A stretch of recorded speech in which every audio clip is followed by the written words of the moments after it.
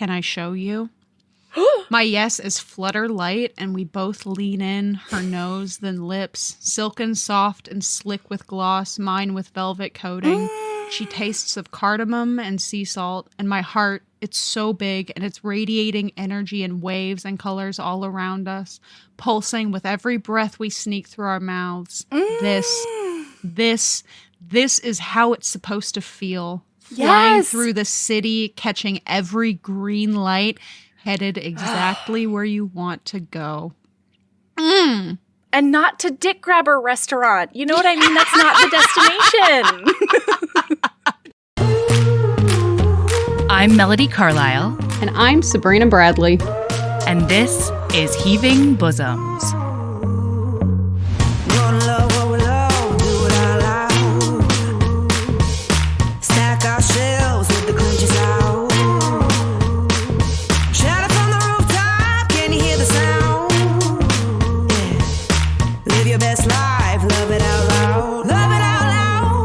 This is the podcast where best friends recap romance novels and other kissing media that makes us swoon, snark, and refills our cups. Whether you've read the book or are coming in blind, we'll lay bare every delicious scene and revel in the tropes and subgenres that make romance amazing. All right, listener, strap in and strap on. Headphones are highly recommended.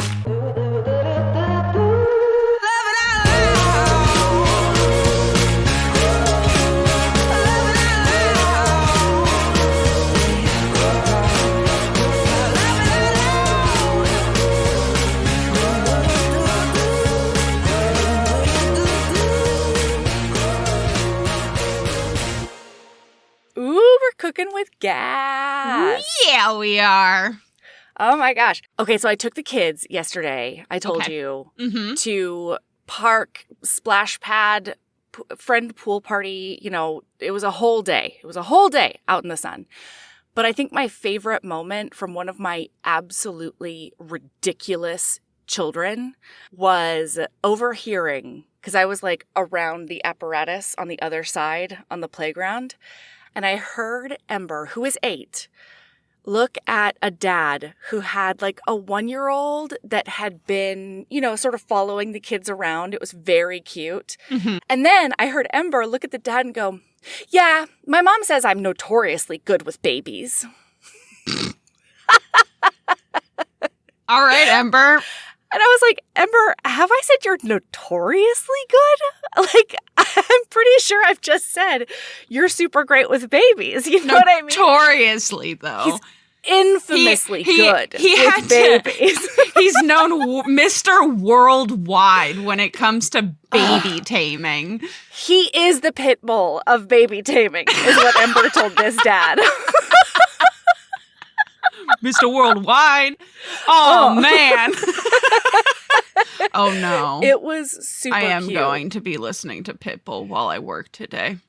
That's a great idea. It is a good, I love like, a Pitbull. pump you up. Like, it's going to be a very, very active day of work where I'm, like, head bobbing and, like, going for it. But, like, I had a music plan for the day, and that's just... It's all gone now. I mean, actually, this is even more apropos than I thought the bit was going to be. But have you seen the videos out there that are babies crying until you play them Pitbull? And then they stop crying? No! There is a non-zero amount of videos of babies getting calmed down by specifically listening to Pitbull. Wow. That's... I would Mr. never... Worldwide of baby taming. Okay. So, we have patrons. Yeah! Oh! Mm-hmm. All right. Hey, y'all. Thanks for being part of the Patreon community. We fucking love you, and we super, super appreciate the way that you're so directly supporting the podcast. Like, there are a ton of ways to support the podcast, and we appreciate everyone. But we are going to specifically shout out these patrons. So, hey, thanks and welcome to DM and a roving woman. To Jillian W. and Cindy R. Carrie E. and Christine M. Corinne M. and Trey D. Judy L. and Becky L. E.F. Dodd, and Emily T. Hey! Hello. Welcome. Thanks Thank for being you. here. And this Friday, we're doing the author hang. Yeah, this Friday is Elizabeth Stevens. With Elizabeth Stevens. I'm very excited. So we're recording this before, but I might be meeting her in person at Steamy Lit Con. Right. That's right. It's fine. I'm fine. I'm cool. I'm chill. I'm relaxed. You're going to be so cool about it. It's honestly in person. I'm fine. When I'm not around the person, I'm like a squeeing mess, and then I meet them in person, and I'm like, oh yeah, you're just a human like me. You're a human. Yeah. Mm-hmm. You're a human in the world. Hey, friend. Okay. This book. How did you feel about book? This book was beautiful, and it made me cry a lot. Okay. Yeah. This was a very, this book was intense. Okay. So we did Sorry Bro by Taleen Voskuni. It is a romance, and at the same time that it is a sapphic romance, I also felt like it was a love letter to heritage, like a romance with one's own heritage and finding oneself. Like this was not strictly a romance when it came. It was sort of a coming of age story as well. Yes. Mm-hmm. Yeah. And I think that portion of it is what made it not a melody book. Mm-hmm. Because I loved the way that each chapter started with an Armenian proverb. And in the audiobook, it's spoken in both English and Armenian. I was going to ask. Uh-huh. It's fucking gorgeous. I think that I would have absolutely loved, like wouldn't be able to get enough of this book if it at least had like a split POV, because this 27-year-old teenager, like I had a really hard time being in this lady's brain. In her head, really hard the time whole with time. It. Yeah. I could see that. I think that it was straddling the line between, I guess, what you would call like coming of age women's fiction and coming of age romance. And I think that I really liked the book. I loved the book, but it could have benefited from leaning a little harder in one of the directions, if that makes sense. Yeah, sure. I think I also need to do some disclaimers, because this is a very melody-specific, my exact background, my exact preferences. Objectively, this is a fucking gorgeous, amazing book. Yes. They're just my personal pet peeves that I need to say out loud so that people understand like where the not criticism is coming from. Does that make sense? So this character was baffling to me.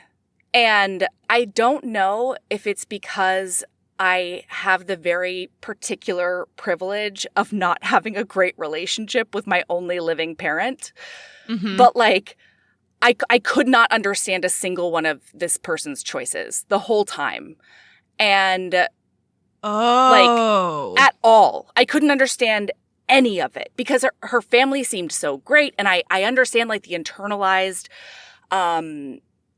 criticism or the internalized bigotry that you can get from like being in a specific space. But how did she end up maybe engaged or maybe broken up for a month while her boyfriend was in Germany? Yeah, what is that? There was a lot of times in the book where she was talking about how she and her boyfriend were broken up, and I was like, but you're not. Are you? Or you're not broken up. You never broke up with him. It was very clearly stated by both of you that you're on a break while he's in Germany and you're going to reconvene when he's back. Yeah. You making the decision that you are going to end it when he gets back does not constitute you being broken up, madam. Like, that's not how that works. No, and him saying, I'm breaking up with you so that you can't break up with me out of, like, emotion and spite does also not constitute a breakup. Because you still have the ring, and if you said yes, he would still be marrying you. Like, that whole thing was bananas to me. The fact that she felt weird about, like, telling people she was either broken up or engaged. Like, there were so many things that... There were so many moments where I was just, if you just use your fucking words, none of this would be a problem at all.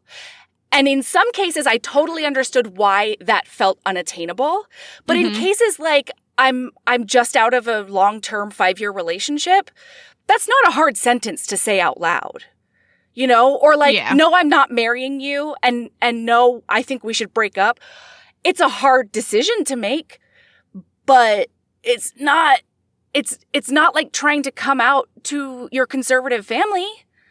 You know, like there were just things that I was like, what is happening right now? And why are you like this?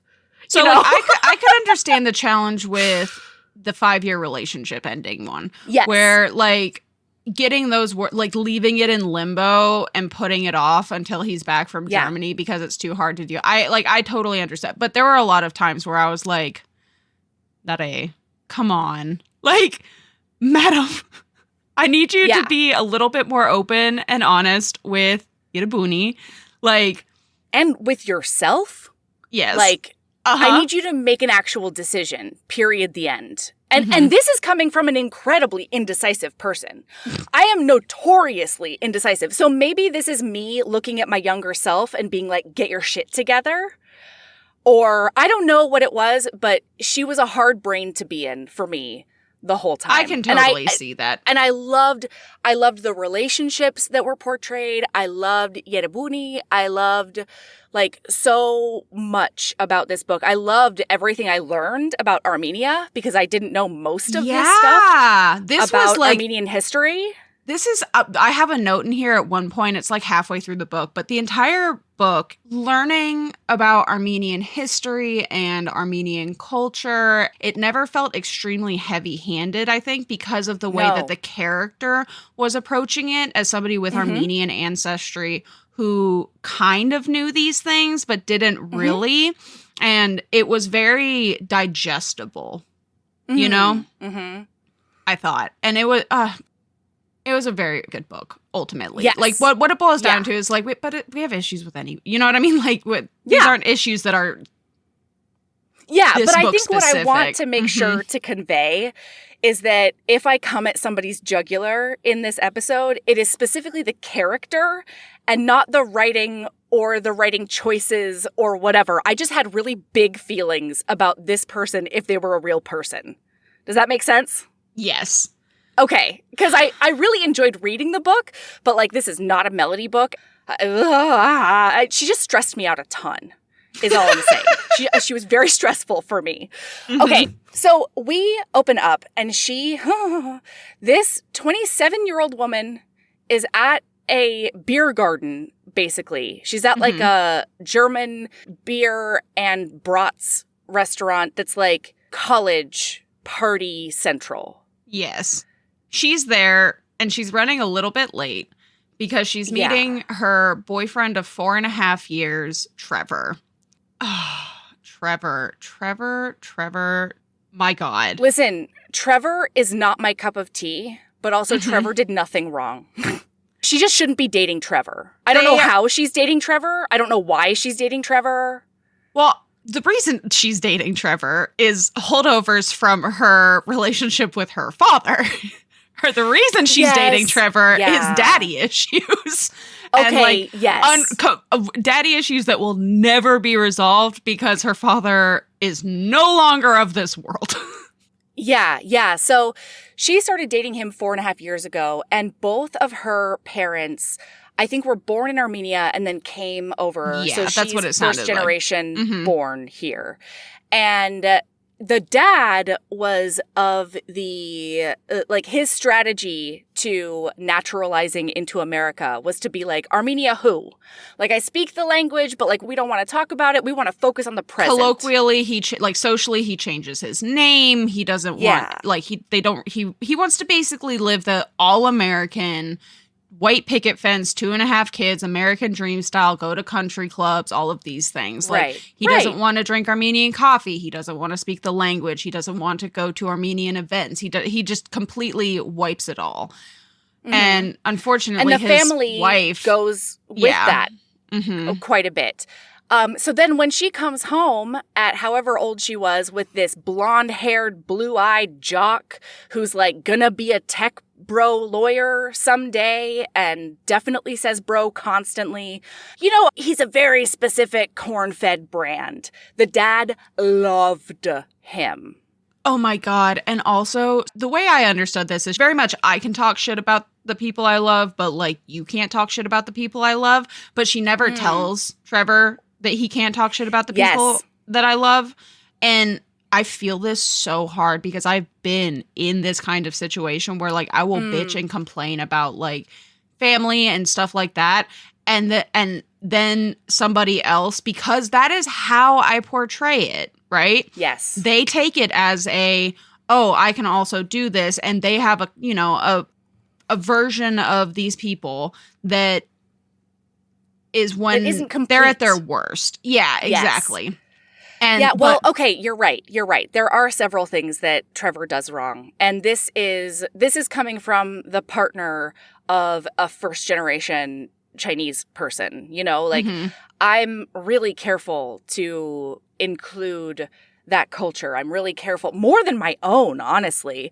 If there's a way to be like white culture, that's not like that was everything. One thing while I was reading this book. There was so much about heritage and culture and tradition and all of those things. And I was like, I don't know what I have. It made like I was nostalgic for something that I don't particularly have. You know what I mean? Yeah, like, especially coming from a family that didn't particularly have like a lot of traditions. A lot of people are like, we did this on Christmas or whatever. And I don't have a ton of that. I don't have those. Yeah. No. Like it just wasn't. I don't even have like those cultural touchstones really. Yeah. But anyway, like the other day, sometimes I'll accidentally play a country song or like I'll get a hankering for a song that I heard as a kid or whatever. And Michael will be like, well, it's your mom's culture coming through. And I'm like, is it? I don't know. I enjoy it, but are things you enjoy your culture? I don't know. So, Michael says like, oh, it's your mom's culture. And I question that because, I listened to country music or whatever in my teens. But before that, I was born and raised in Hawaii. And so I have a lot of Hawaiian influence on my life. But as a white person, I don't feel comfortable claiming that culture. Like I was in all of the hula classes. There's so much about Hawaiian culture and everything that have absolutely influenced my life. And I have nostalgic feelings for that, but I can't call it my culture. Yeah, as a colonizer. I completely understand that because my stepfamily, who I met before I ever even have memories, they're Persian. Like all of them immigrated from Iran. Long before I was born. And so it's super, like, there's a lot of tradition that I did with that family growing up. Right. My favorite comfort food is gorma sabzi, which is a Persian stew that I make, semi-regularly just because it reminds me of that.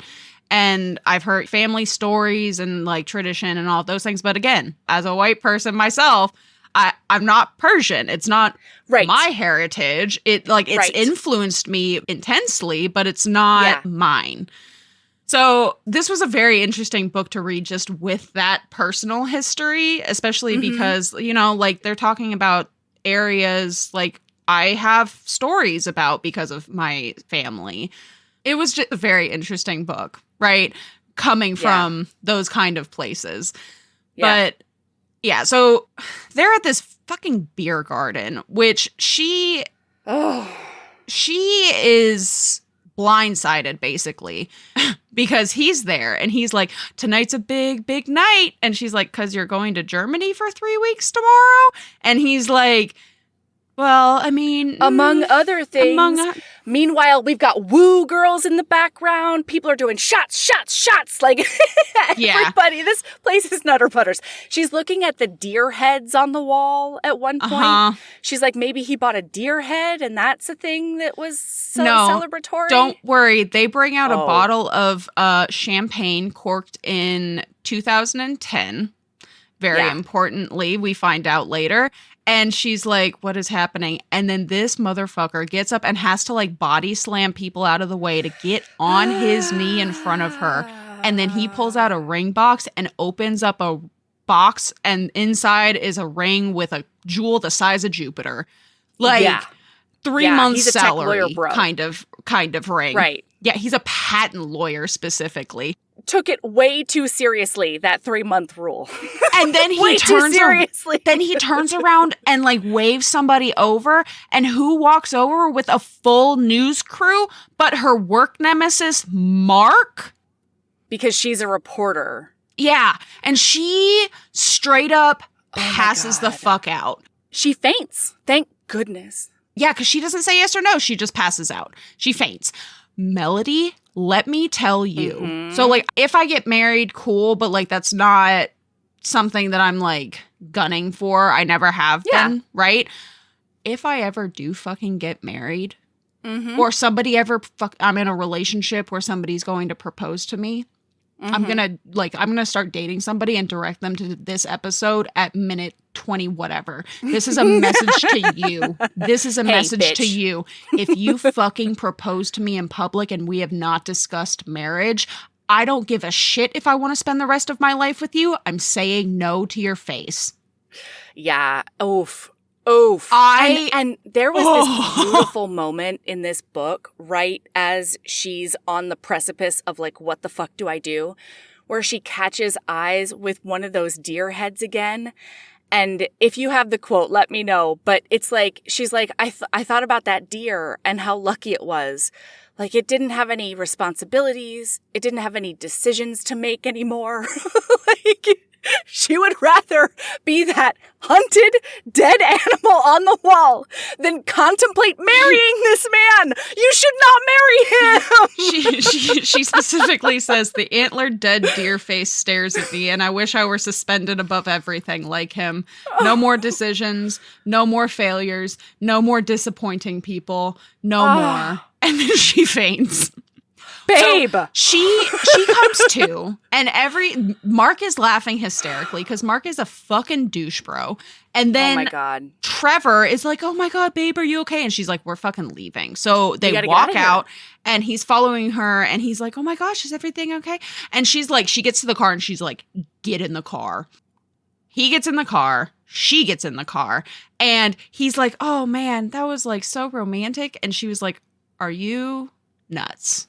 Were you at the same scene I was? What do you mean this was romantic? She's like, why did you do this right before you leave for 3 weeks? And he's like, because like I thought it'd be romantic because, you know, we'd have this time separated and like it makes the heart grows fonder. And she she's staring dead ahead and she says to him, maybe it's good you're going to be gone for a month.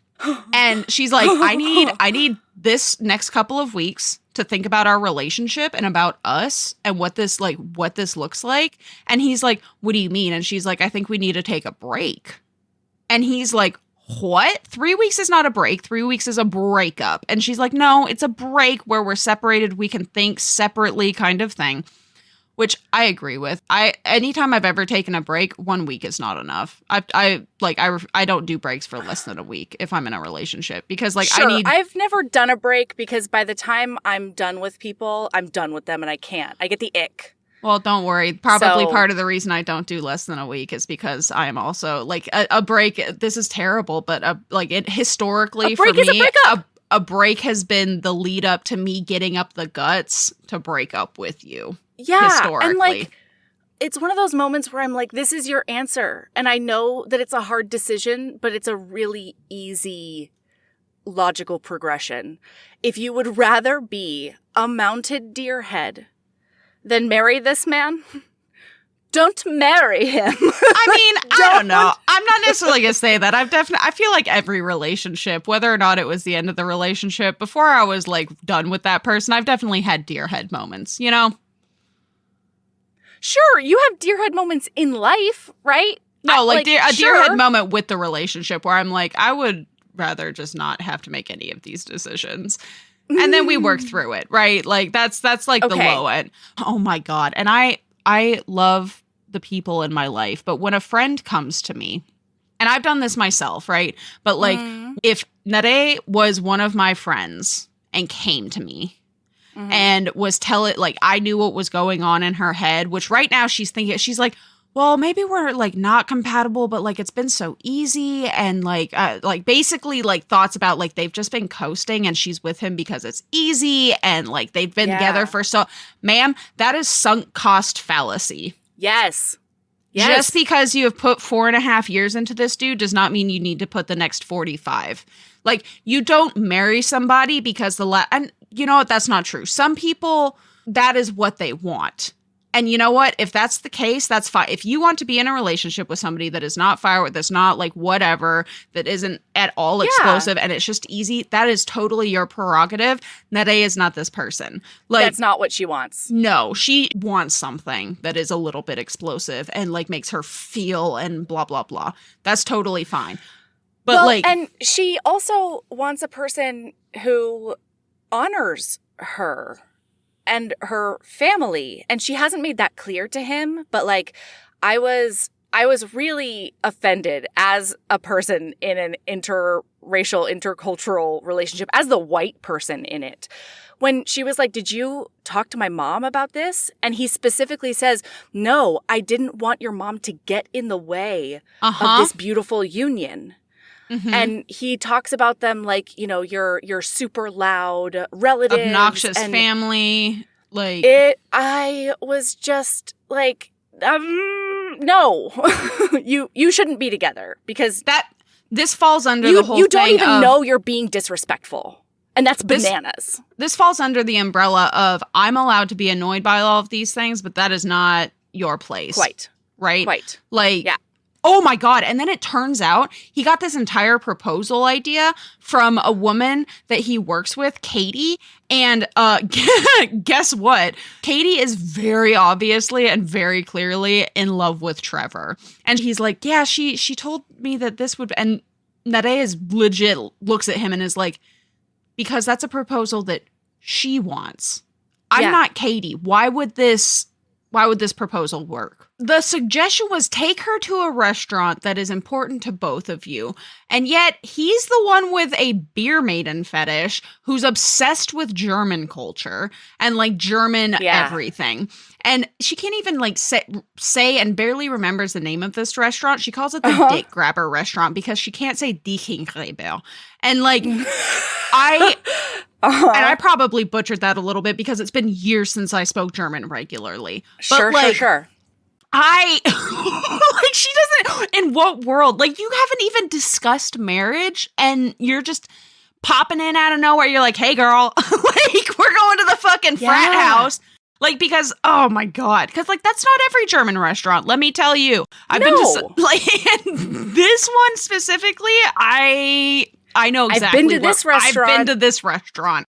If you're ever in Little Rock, not Little Rock, Hot Springs, there is a German restaurant, and it is so wonderful. It's like hidden away a little bit, and the food is great, and it's such a relaxed atmosphere. It feels like you're in like a medieval castle, and it's like it is incredible. That's not this place. That's a place you propose in, not this place. Not Dick Grabber, okay? Not the Dave and Buster's of German restaurants. God. And then it's exactly what you said earlier. He is pissed off. He pops that champagne because he brought the champagne with him.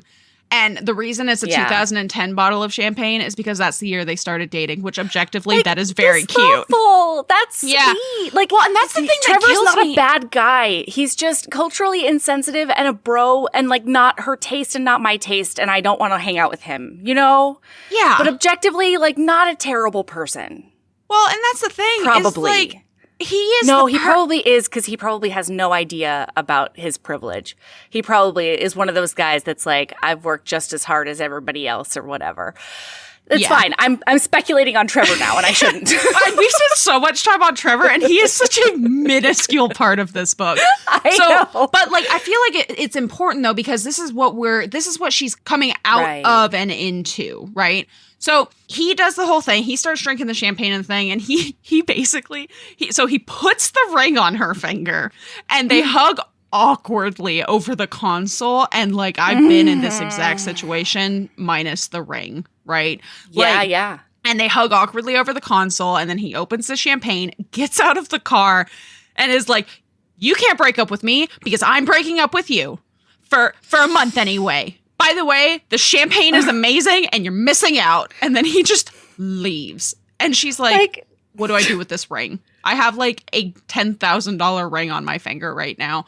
And you give it back to him immediately. You shouldn't have let him put the ring on you in the first place. Nade. Yeah. Like, that's not Oh my God, this poor woman. She has no idea what she wants or needs or anything. Like, She's somebody who is... Safety nets are no longer a safety net. They are instead a web that she cannot escape from.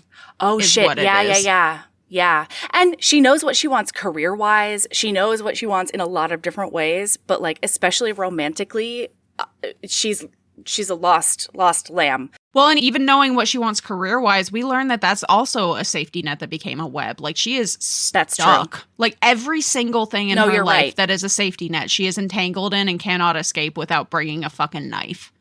Her her best friend / cousin, Diana, is getting married. And so it's the next day, and she's at this bridal shower, helping set everything up for the bridal shower because she's maid of honor.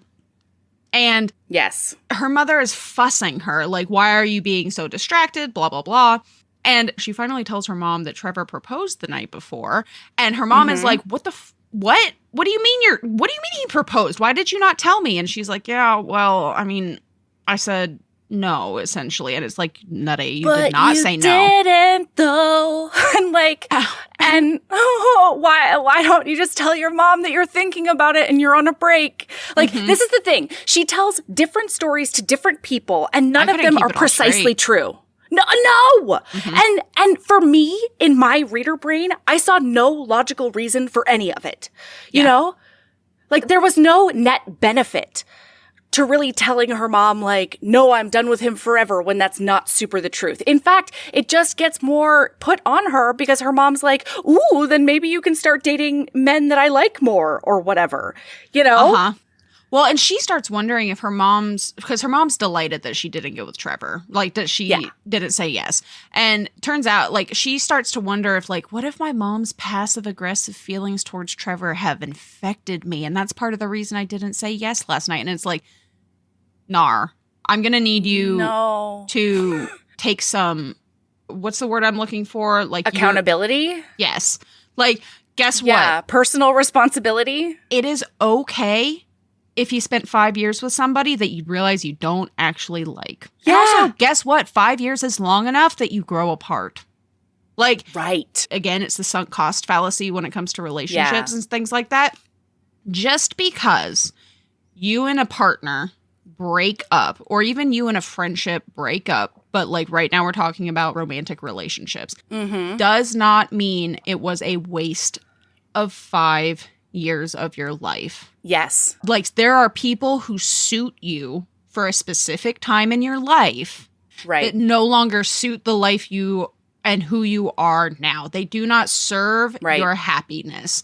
And that doesn't make it a failed relationship at all. No. If anything, I would argue that an incredibly successful relationship is one that ends because you're both in different places and it no longer works, but you were there for each other and it was good when you needed each other. But Nade does not feel that way. No. And so her mom says, oh, this is an extra reason for you to do the Explore Armenia events that I've been asking you to do for, you know, the lead up to this big thing. Because it's a month-long series of events that happens every 3 years. And it's all about making sure that the younger generations are still connected to Armenian culture. So they've got everything from like cooking classes to dance lessons to lectures on the Armenian genocide, which I knew nothing about, and like a bunch of stuff. And but she's saying specifically, you can go there and I will give you a short list of dudes and you can see whether or not you're interested in them. And maybe you want to, because she said, oh my God, this line hit me so hard because she's thinking through like what she wants to do. And right before she makes this decision, she says she wants to give herself a chance to not mute my culture for the rest of my life. And then she also thinks to herself, I can't help but think the branch of Armenianness would be snapped off with any children I had with Trevor. And it would. Oh, absolutely. It would. She would be living her father's best dream if she married Trevor. Sure. Yeah. And like, it's hard even though one of my biggest parenting priorities is making sure that we incorporate Chinese and Taiwanese culture and that they speak Mandarin and all that kind of thing, because I can't speak Mandarin, you know? So regardless of anything else, English is still going to be the first language in the house, even if we go out of our way, and we do, to make sure that other people are constantly around them speaking Chinese. Like, if she was with Trevor, there's no fucking way. No, there's no absolutely fucking way. not. I almost blew my fucking top right through the goddamn roof when she was talking about how this, and this is right before she is talking about how if she married Trevor, their children would have no interaction with her Armenian heritage. Yeah. Apparently one time she was talking to Diana on the phone and Trevor jokingly told her to stop talking that devil language. I could have crawled into this book because that is a level beyond joking about because she talks about her family a certain way, he talks about her family a certain way. That's just straight racism. Like that's egregious. That is sir. Hilarious joke, Trevor. Great job. Like what? What the fuck? Oh my God. Yeah. So anyway, she tells her mom, like, what would you think if I like tried to date Armenian men again? And her mom like lights up like a Christmas tree, basically, because ever since her husband died, the dad died 2 years ago because he got drunk and drove. Oh my Terrible. God. Like such a fucking tragedy. But since then, the mom has been really cloistered as a widow. It sounds like she's basically retired and living a half life until Nere has kids. That's going to be her excuse to come back to life. Yeah, is when she has grandchildren to dote on, and that just that's so. Her sad. grief has been consuming. Yeah. And so Nare is really excited about seeing if she can get her mom out to more like casual hangs with friends and events like the banquet that's at the end of this thing and stuff like that. So she decides that she's going to jump in and she's going to go to the dance lesson that's tonight. There's like this dance event. Hang on. This is not a dance lesson. You are fully expected to come to this knowing how to do Armenian line dances. And she states that the only one she can do is the one they teach preschoolers because it's the only dance that like works with their wibbly wobbly limbs and like uncoordination. And I was like... You're right. I could picture it so well in my head. Yeah. And like, oh my God, I love line dancing. Granted, like I do too. Oh boy. It doesn't matter what kind of line dancing. Yeah, I want to learn how to do it. If there is a line dance happen, I don't care where I am. If I'm there, I want to be doing it. I'm going to suck at it because I don't know the line dance, but I'm going to follow your feet as best I can and like, let's go. Let's do it. When I was doing West Coast Swing all the time, there were some dance competition events that had like combo events. And so there would be a West Coast Swing section and a line dancing section. How? And I would bop in between the two. Not know you're a West Coast Swing girly. You do know that. We've had this discussion before. I'm almost certain of it. Yeah, there was a good, 5 years of my life when, every single weekend I was at some sort of West Coast Swing social dance. Love swing dancing. Yeah, I love West Coast Swing specifically. I don't love East Coast Swing as much, but yeah. I just love any. All of this falls under partner dancing. I just love partner dancing. I love it. I love it. Beautiful. Yeah. So she makes her mom's life even more because she's like, I'm going to have to hit up the phone tree and find out who's going to be attending and who's single and blah, blah. And she's like, Mom, let's go look at the Facebook event. And her mom, this is like a goddamn buffet. She is delighted.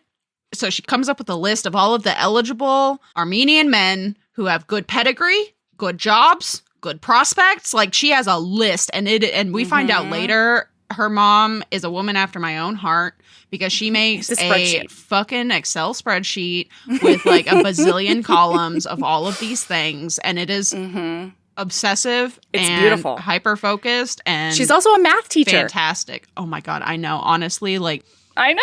Her mom a little bit stole the show for me. Like, for all of her mother's faults, like, I her grandmother stole the show for me. No, but hang on. Because as they're walking down the steps, or she's walking down the steps, and she is about to leave for this thing, her mom is like, why are you wearing those flats? You can't wear flats to this thing. You're, like, already tiny, because she's, like, 5'2". She's like, you're short. Like, this is not good. You have to wear heels. And her grandmother says, in perfect, proper Armenian, if you send your child on an errand, go with them. Which is such a sick burn that I didn't even get offended. Her grandmother is perfection. A lot of my quotes are her grandmother. Queen of sick burns. Yeah, absolutely. Yeah. So she gets there and she's got like her high heels in the car, like in the seat next to her, being like, I might put them on or I might not. But then she starts just having an existential meltdown in the front seat, being like, and this was so relatable to me. Oh, yeah. Because she's like, I have to go into this event and like, I've met people just enough that I should probably know their names, but I absolutely don't. And it's more awkward than just not knowing anyone. Like, do I know them enough to go say hello? Or like, am I not supposed to do that? That level of knowing people is such a fraught situation for me. This is one of my least favorite facts about the fact that I'm moving back to someplace I used to live after 7 years away. Yeah. Because, like, where I'm moving, it is big enough that I'm not going to randomly see them necessarily, but it's also small enough that I will definitely be randomly seeing people that I know from my past. And I should know who they are. We're Facebook friends. But, like, I'm going to be like, I don't know how I know you. And my worst nightmare is going to be that I know them because of being, like, a drunk 21-year-old hot mess. Yeah. And I'm going to be like, and that, like, I'm going to have forgotten that we had a really awkward experience or something like that. And so, like. Oh my God, just like when Ember was like 2, I feel like we went to a party and this lady came up to me and she started having she knew who I was. She knew when I left Seton Hall. She talked about a class that we had together, and I would have told anybody, I would have sworn on anything. I had never seen that person in my entire life. I had no idea. One of my least favorite things in the entire world is finding out that somebody who was an extra in my life, I am a main character in theirs. I fucking hate it because they know so much about me. And I'm like, clearly we know each other well for you to know these specific things about me. Yeah. And I'm so sorry. Trying to figure out open-ended enough questions to like, try to figure out who they are, but also make it clear that I certainly, absolutely, definitely remember them just like they remember me. And the worst, because this has happened to me. I just feel so bad. The worst is when you ask like what is supposed to be a safe, innocuous question. Oh my God. Like for example, I won't go into detail because if that person listened to this episode, they would know exactly who I'm talking about. Okay. But it's like asking, how's the family? And then you find out that you should have already known because they told you that their literally every single blood relative that they have died in a fiery plane crash 15 years ago. And you're like, they're like, still dead. Still dead. And I'm like, I hate it so much. So, anyway, that's where she's at right now. And thankfully, this woman pops her head into the passenger window area and is like, hey, are you okay? And Nare has like the guts to be like, sort of no. I don't know anybody here. Like I'm feeling really awkward about this. And the woman ends up being Yerebuni and she says like, come in with me. I've got friends in there and you can hang with us. And it's so sweet. Oh, I love it. And it made me so happy because in this exact situation, I've both been Nare and Yerebuni. Like, yeah. And I love seeing things like that. Like, the goodness of humans.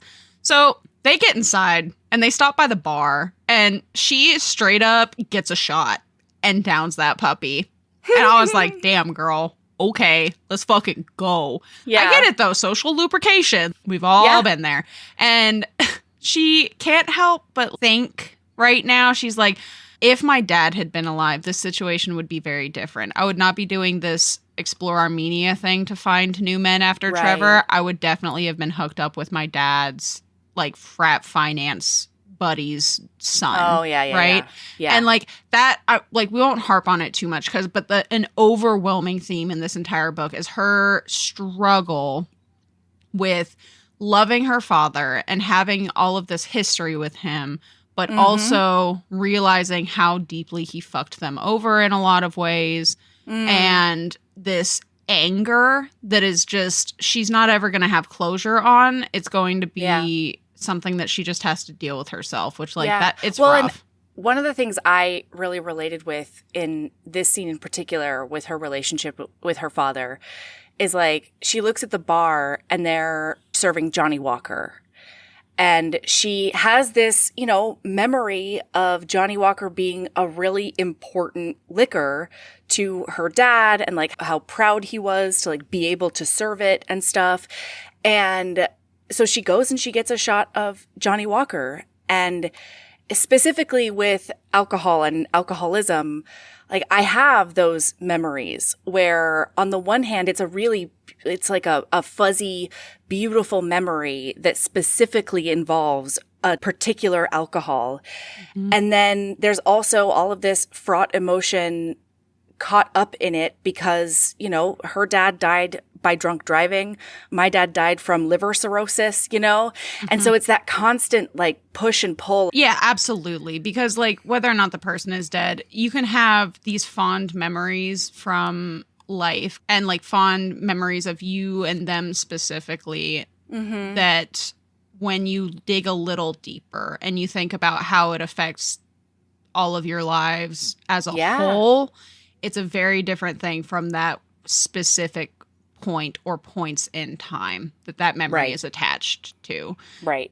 And like similarly, I have a lot of those with people in my life that are alcohol related. Like there are certain alcohols that I cannot look at without thinking of a specific person. Yeah. For better or for worse, right? Yeah.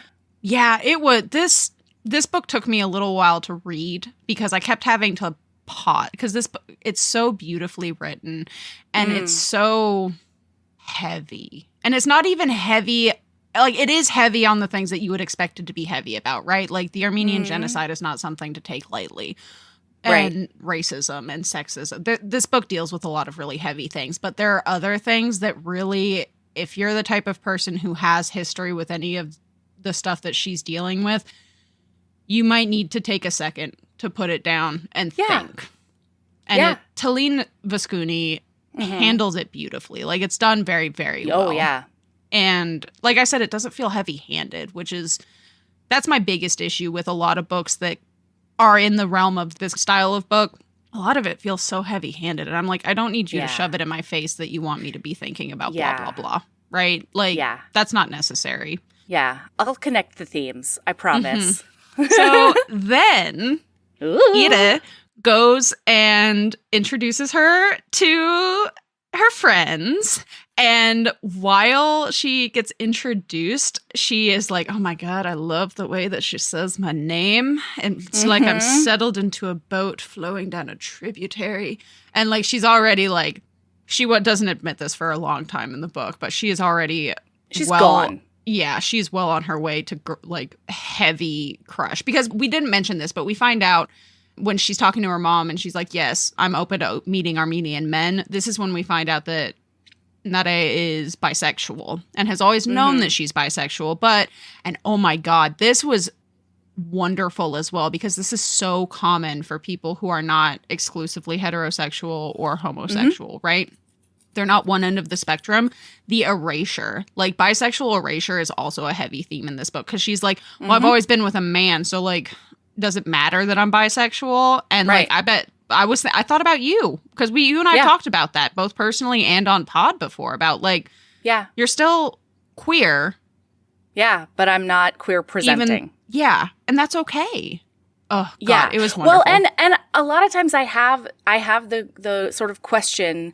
I mean, granted, I have this hilariously as a person who has a podcast. I often have the question, especially on social media, like, should I add my voice to this? Like, does it matter? Or like, does it detract? You know what I mean? And around things like sexuality, I have had moments where I'm like, but does it matter? You know, like, should I quote unquote come out as bisexual and like make it public when, you know, the rest of my life looks heterosexual? Is that just for me or is that for somebody else? Like, what purpose does it serve? You know? And I feel like Nare has that thought quite a bit. And in her case, there's also an added layer of knowing that her family might have a hard time coming to terms with it. Yeah. And it's not even just her family. It's the community as a whole. Yeah. And like how the community as a whole it's not going to just affect her coming out. It's going to affect her family too, in a way that it wouldn't necessarily, or it would affect them less depending on the communities that your family are a part of, right? Right. So, yeah, by the way, community standards. I'm just going to come out and just let you know, Mel, that as somebody who is not either specific, like I'm not either end of the spectrum as far as sexuality is concerned, and I'm very queer presenting. I personally, I know not every queer person agrees with that because there's still a lot of biphobic assholes out there, but I think it's super important for straight presenting queer people to have their voice heard. You know what I mean? Like, I don't think that you can have a well-rounded understanding of the queer community without acknowledging those people. I get so, especially Pride Month just ended, and like the amount of people that are like, straight people shouldn't be allowed at Pride. I could gut every single one of those people and feel no remorse. Because you don't know if that straight couple that comes to Pride, you don't know that either of them are straight. And also, on top of that, I love my straight ally friends. You're fucking fantastic. Come to Pride with me. Like, oh, I could, you know, moving on. There's so many conversation rants for a different day. There are so many rants that you and I knew that reading this book, when I was reading, I was like, Mel and I are going to have to like stay on point. Yeah. Boy, we got a motor. So as they're at this dance event, she's like so impressed with Yerebuni, partially because the dancing is so natural seeming to her. And like at one point they have to link pinkies and it is like a cosmic touch and she's trying to keep it together. And then as they're sitting at the table, they're talking about the different events that are coming up in Explore Armenia. And she says that she doesn't think she probably won't go to the lectures on the Armenia genocide because it's just like, ugh, my it's like heart so tough. Dropped out of my asshole in this scene. You don't know any of these people. Oh my God. So her family is very much of the belief that like the genocide happened, but we need to move on and like accept that it happened, but like not let it affect us as we are today. And so she straight up is like, yeah, I'm not going into that serious stuff, like any of the serious things, because like the genocide happened, but it's been like 100 years. I feel like we talk about it all the time. And like Yerebuni has such a fantastic response because so she actually works for the Genocide Education Foundation, I think is what it's called. Right. But she's on the board for Explore Armenia. And so she puts in the nicest way possible. She puts Nare in her place and is like, I understand that you have fatigue discussing this. Yeah. But, and that's so real about any hard thing, right? Lord knows there's things that I just no longer want to talk about because it's all people want to talk about. And she's like, I understand that you have fatigue, but it does not mean it is any less important to discuss because it is still affecting us to this day. And Nare is like, she just can't see that, right? She does end up seeing it later in the book. And that's kind of her wake-up call of, oh, this isn't in the past. This is now, too. Right. But, like, Yerebuni does it so masterfully. I wish I could have 1 ounce of the class that Yerebuni has when talking about difficult subjects like that kind of thing. I know. Yeah, and so she feels like like a turd under a shoe. Oh, she feels terrible. I have been here and like I was thrown immediately back into those memories and I was like, it's awful. Okay, I'm never leaving my house again. I'm never talking to another human being. Yep. And so she's like, oh my God, I'm so sorry. Like, yeah, of course it's still important. Yeah, I'm so sorry. Mm-hmm. And Yerbuni's like, yeah, don't worry about it. Just like think about it before the event and see if you change your mind. Mm-hmm. So they end up exchanging cell phone numbers so that they can text and Instagram handles because Nare has a very, very well-known Insta. She has like 30,000 followers or something like that. And because she's a TV personality. Yeah. Right? She's an anchor. Nope. She's a reporter, not an anchor. Yes, she's a reporter. She just feels like really, really bubbly and excited. And at this point, she still can't tell whether it's like a friendship thing or if it's a full-blown romantic crush. And she does the thing that a lot of bi women especially do, and I'm sure I've done it in the past, is be like, oh my gosh, I've got a full-blown girl crush. Mm-hmm. As if that's a different thing. Like we don't say man crush, do we? Mm-hmm. No, we do not. Or boy crush, which is the alternative to girl crush, which oh yeah, you're right. Yeah, I don't like that. Ew, yuck. This is so funny though. I just have to comment on this because Please. Tere is such a hot mess as a human. At one point, she's like talking to Irabuni, and she's like, What is your perfume? Like, it smells so good. And then, like, to make it less weird because she felt a little creepy, to make it less weird, she says, I like smells. I'm into smells. I was like, not a no. And later on, it's really sweet because, like, this just shows who Yerabuni is. Because at some point later on, they're hanging out at her house. And she's like, oh, yeah, so since you're into smells, like, what kind of smells do you like the most? And I was just like, oh my God. And I felt so seen because Nere's response is, like, I like your perfume, but also I like smells that feel blue. Like, the color light blue. And same, because, like, clean linen, fresh air, like all of those kinds of that's how I took it based on how she described it. And like I feel that way too. I love that shit. If I get in somebody's car and it smells like new car, or they have like a fresh linen thingamabob, or like fresh breeze or something like that, I'm like, are we getting married now? Where's my 2000 where's my champagne from 2010? It's time for us to like come on, let's go.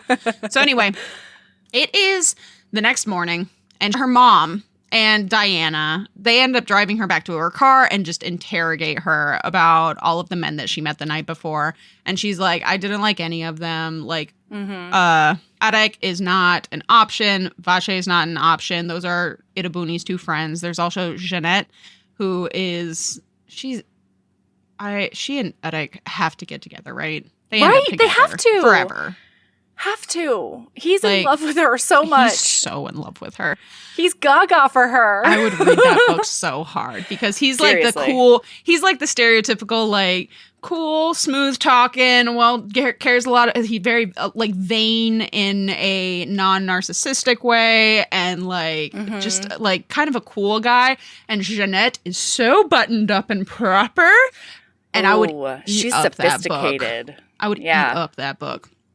So she is talking about all these men that she wouldn't work. But then in her head, she's like, but like, there's also Irabuni. And like, I know that she's not a prospect, so I can't like bring that up. But like, I've already met the love of my life. Oh, actually, we forgot at the night before, she accidentally spilled a drink on like the hottest guy there. Number who's, like, one for her mom. Hot.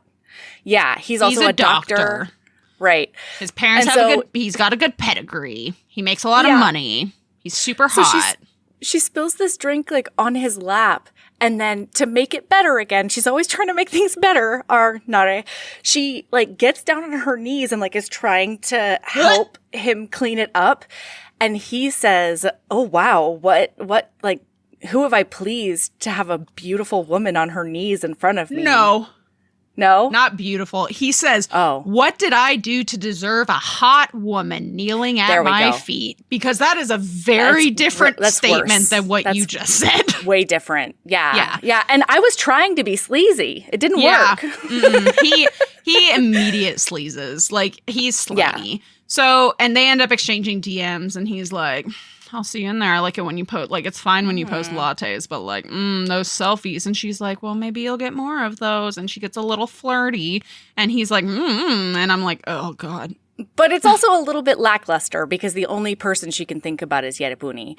Yeah. So then I think we go to an Armenian brandy tasting. Not yet. So she's a reporter, and she is stuck on news fluff pieces. And like when I say fluff pieces, I mean shit like local community is pissed off there's too much goose poop. Small child gets a letter from a English duchess's maid. Like, Pug celebrates 16th birthday. Yeah. And so she tries to pitch a story to her douchebag, sexist, racist boss, Richard, about this Armenian cooking class. And she's like, this would be really great. Let's go ahead and, like, maybe we can check that out. Because she also pitched a political story, and he immediately gave it to work nemesis Mark. Richard, suck a fuck. So, I hate him. Her boss is like, nobody gives a shit about Armenian anything. So, like, you don't need to do that cooking class thing. Nobody's going to care. And she's like, yeah, but, like, cooking... People love cooking stuff. And he's like, yeah, but it's Armenian. They like tacos. White millennials who we're aimed at like tacos, not kufta. He doesn't say kufta. But like... He doesn't. He has no idea what that is. No. And she is like, oh my God, it just made me so angry. Everything about her boss made me so fucking angry, which was the intention. Then we get this scene, and like, what a mood. She walks into the Armenian school, which is where the cooking class is being hosted. This is like a day or two later.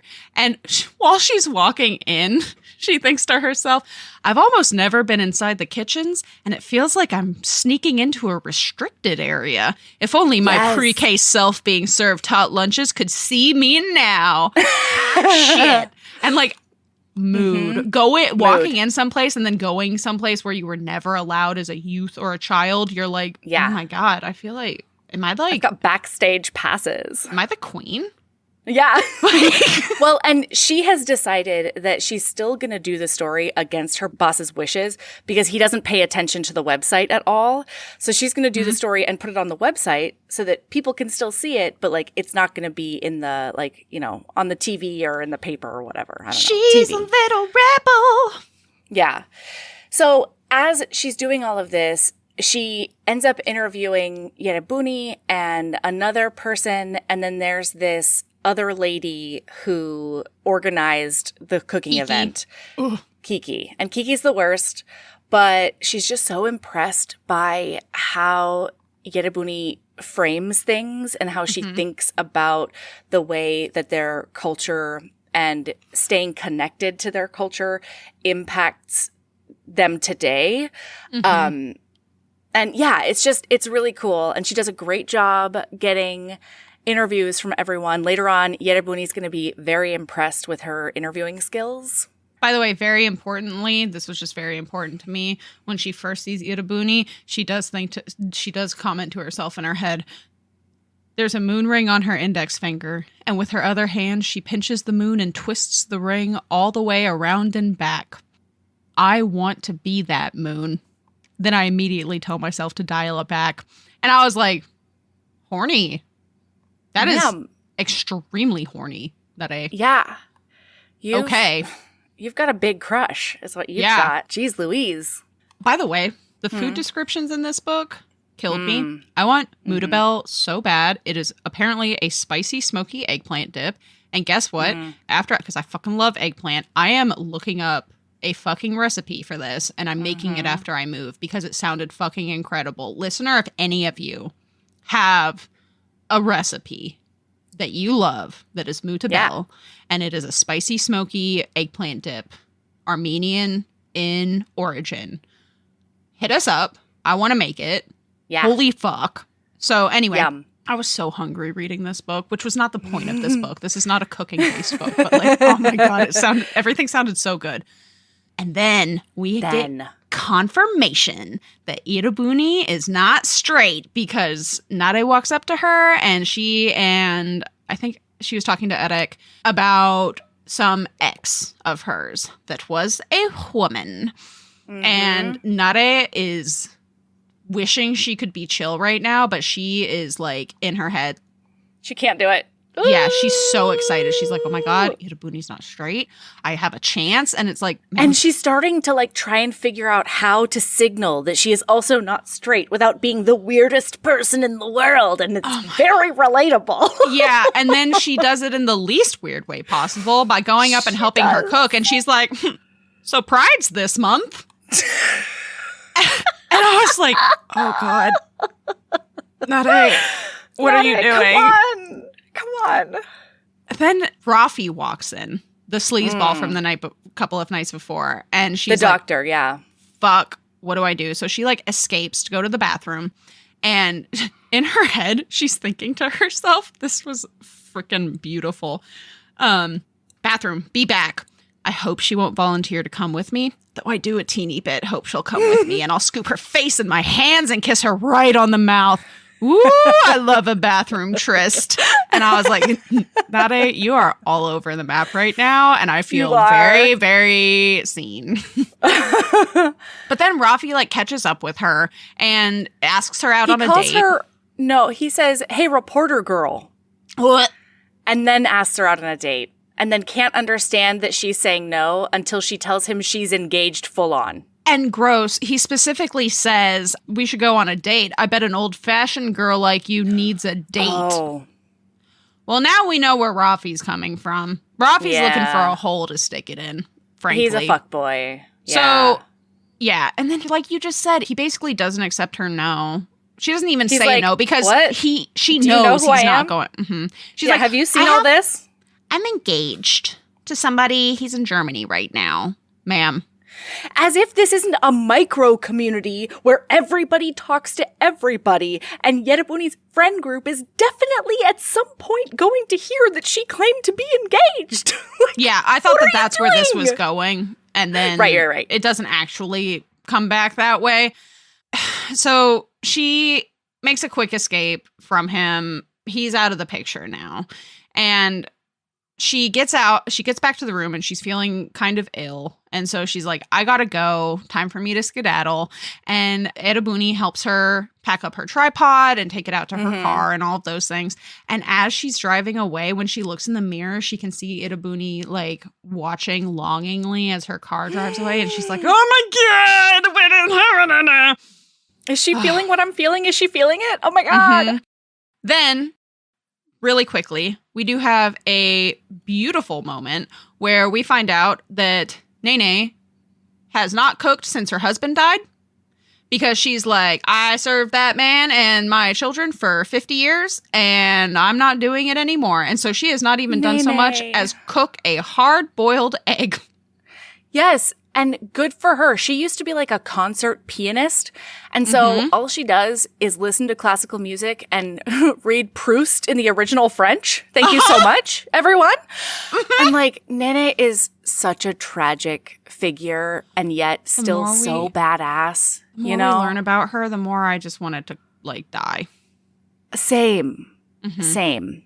She's very much of the generation where it's like, I didn't get to marry the person I loved because I was expected to marry this other person. And I lived my whole life married to that person. And honestly, it was a relief that they're dead. Yeah. Yeah. Like I can finally live my life now that the person my family chose is no longer in charge of it. Oh, God. Okay, so now we've got a brandy tasting, and so she's going over to that lady Kiki's house, and Kiki is too rich for life, and oh man, this was the other thing. We kept on mentally walking into these spaces where I was just like feeling so cloistered and yuck, and like I can't touch anything, and it's too fancy, and why is it gilded? Speaking of cloistered, she ends up getting chatted up by a priest. That's right. And it ends up with like essentially a marital fitness interview that she very drastically fails by this dude. before she even realizes it's happening. And so, it's like, so funny. He's off the list. It was hilarious, though, when her mom was talking about all of this, though, because her mom, specifically, right before she goes, so Nare looks at her mom and is like, me?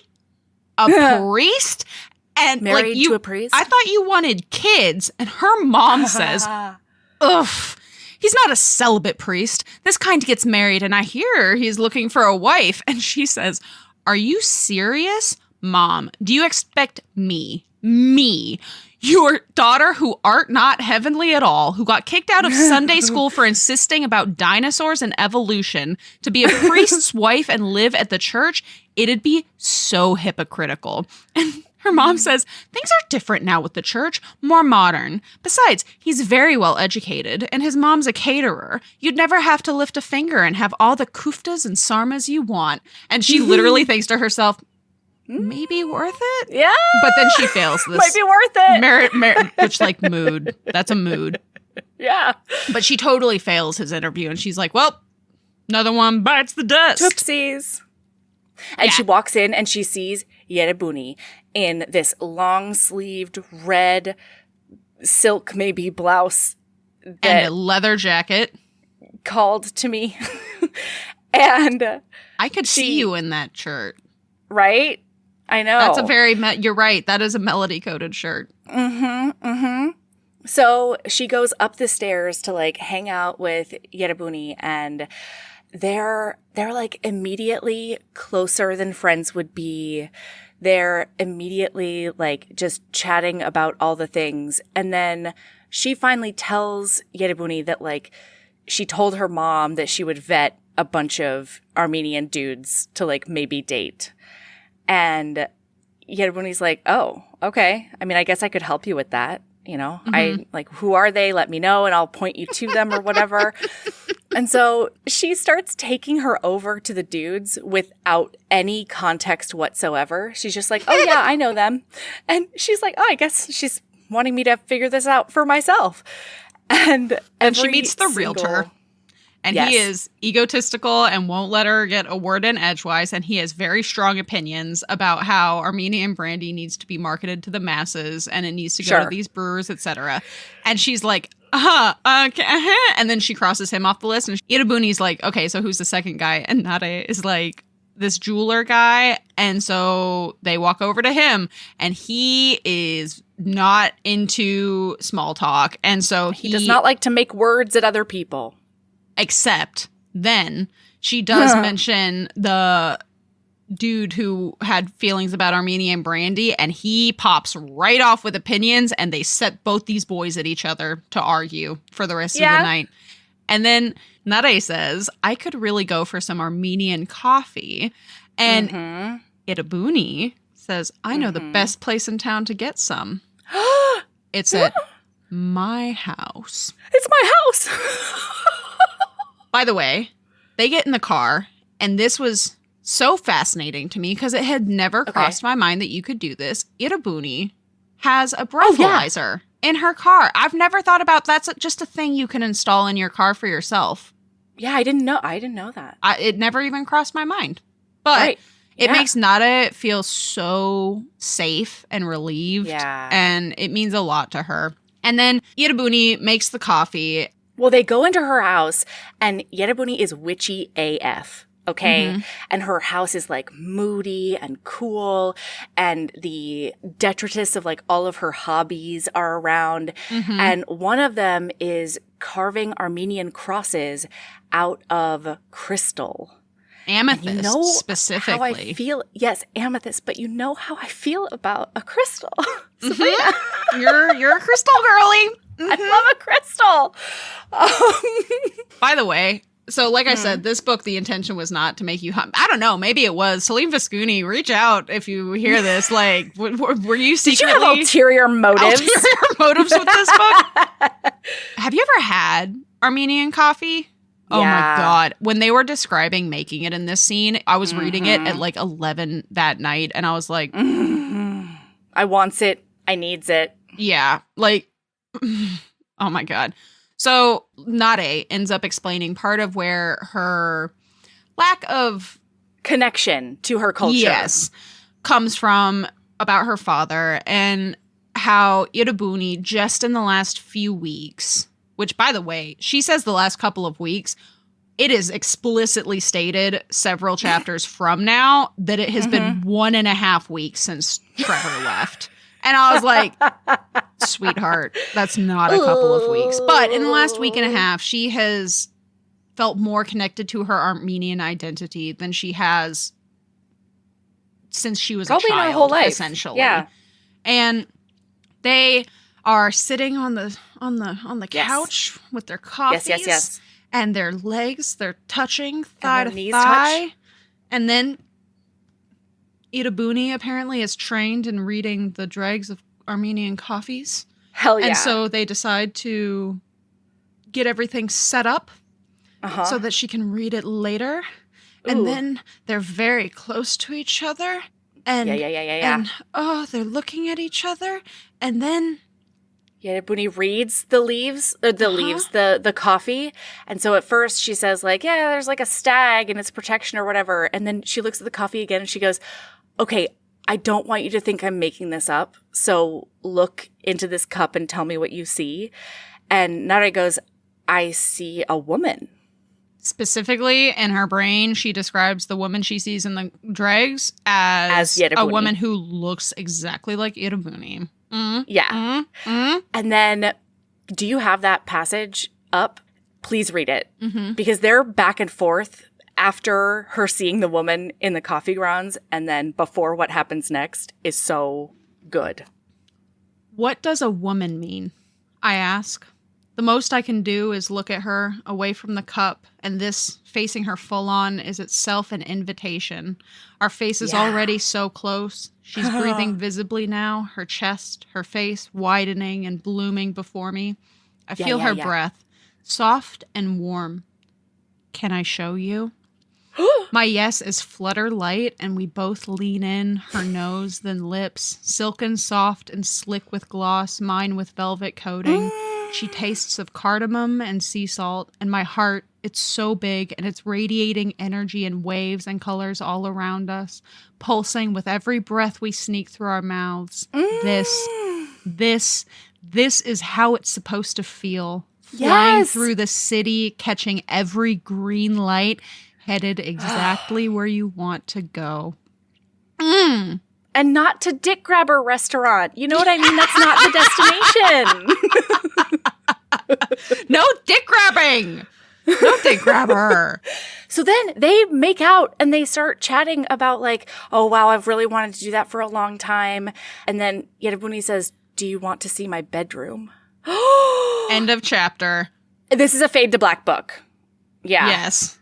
It's not even fade. It's a hard cut because this is the end of the chapter and the next chapter starts with them laying in bed very pleased about whatever it is that happened behind the scenes. Whatever mysterious actions occurred. So that fit this book's vibe, right? But I will, like when it flipped to the, because I was flipping to the next page and I was oh my God, I'm so fucking excited. And then it was like, we were laying there, satiated. Breathing so hard. Like, ooh. It's okay. Like, I came to terms with it quickly, but I did have that moment where I was like, and like, when it happened, I also had like the initial flash of disappointment. And then literally like 5 seconds later, I was like, God, but that really does like. That was the right choice for this book. Even a montage-y emotion based sex scene would have been out of place, I feel like.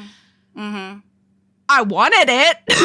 Did I? Yeah, would I have said no to it? Absolutely not.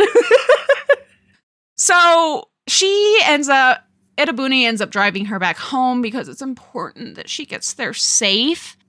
She says, I'm a gentleman. I thought it was very cute. It was very cute. And she's talking about her trips to Armenia. And this is when she asks Nare what her favorite smells are. And Irabuni asks her. And this was so interesting as content creators, which is essentially what we are. Yes. Something I've thought about over and over again in the middle of the night. What? Yeah. Where she asks why her Instagram is so flat when she is capable of telling such a beautiful story. I.e., her Instagram is very flat. It's very typical, like, flat white lattes, pictures of, like, flowers and, like, all of these selfies things. of beautiful nare. Yeah. Like, but you tell such a beautiful story that means so much, like in the cooking segment that you made and things like that.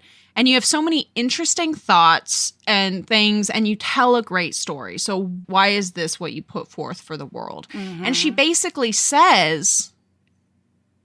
And I think that this is something that Irabuni wouldn't understand, but, like, I totally got where Nare was coming from, which is this isn't what sells. Like me, the storytelling people didn't respond to that. And so, but I got 30,000 followers when I switched over to the stuff that everybody wants with a couple of tricks and a couple of filters. And it was so interesting, right? Because, like, finding that fine line between being authentic as a content creator, but also bringing people to the you know what I mean? Like drawing people in keeping versus things back for yourself as well. You know, oh my like God. It's so not hard. sharing everything, what you do share, what you don't share. Well, and so she says that basically to Irabuni, and we find out that she gets defensive immediately. Like and I don't blame her. And she says that when she started the account, she would do more personal things with like really, really long captions, and people just didn't respond to it. And so it didn't feel worth it to share, I feel like, you know? Yeah. And that's its own thing too, because if you put something out there that's really, really personal and people either don't respond or shit on it, like that's a different thing than posting a generic latte photo. People can respond to that or not. I don't give a fuck. Yeah. Yeah. So then Irabuni invites her to a Wiccan bonfire to celebrate solstice. And we zippy zap because she says yes. And they are headed to the bonfire, and she was told to bring something to sacrifice. And one of the things that she's working on is she is basically in her childhood bedroom, and she's never redecorated. It is basically a shrine to her teen self and her history with her father, kind of. She just took down a poster of the OC. And, like, that's what she's fished out of the trash, and she cut out the face of one of the actresses, and she's decided that's what she's going to sacrifice. Uh-huh. Oh, she also gets a text message from Trevor. Yeah. In being this like, moment. I miss you. Uh-huh. And she responds saying, I miss you too. And then he says, like, more. No, that's later. But no, but she also says, like, it was really good to hear from you too. And like, she didn't have to say shit like that. Yeah. You know? So then they have their little sacrificial moment. And essentially, for her, this represents a part of her life that she wants to grow beyond and move on. And then we have a little breakdown moment because it starts to rain. And she knows that her hair is going to fall apart. And we hear about how she is very careful to blow dry it immediately after getting out of the shower because her natural hair is considered unprofessional. Yeah, she's gotten every single microaggression that society gives to people of color with curly hair. Yeah. And then her hat disappears, and Irabuni she's crying. Irabuni's holding her and basically is like, I want to see Lioness Nare. Yeah, because she says, like, no, you wouldn't like my hair. I look like a fucking lion. And yet when he's like, I think Lioness Nare would be hot. And it's sort of this moment of like, oh, I can have my hair be this style that isn't like perfectly coiffed and everybody has told me is undesirable my whole life. And this really important person wants that and embraces that and celebrates it.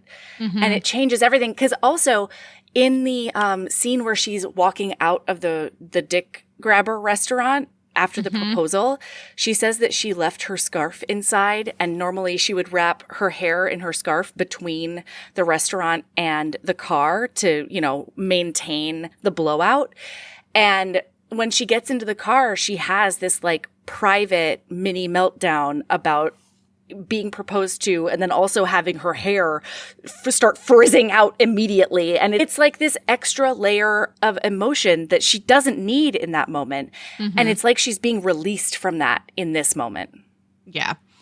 So we zippy zap, and she is going to the lecture on Armenian genocide. And she's there and learning a lot already. Yeah. From being there. And then there's a very tense scene where some genocide deniers, yes. a group of genocide deniers come in and they start heckling. Mm-hmm. And they start like questioning things and saying, you know, you don't have the right to talk about this and it's not true.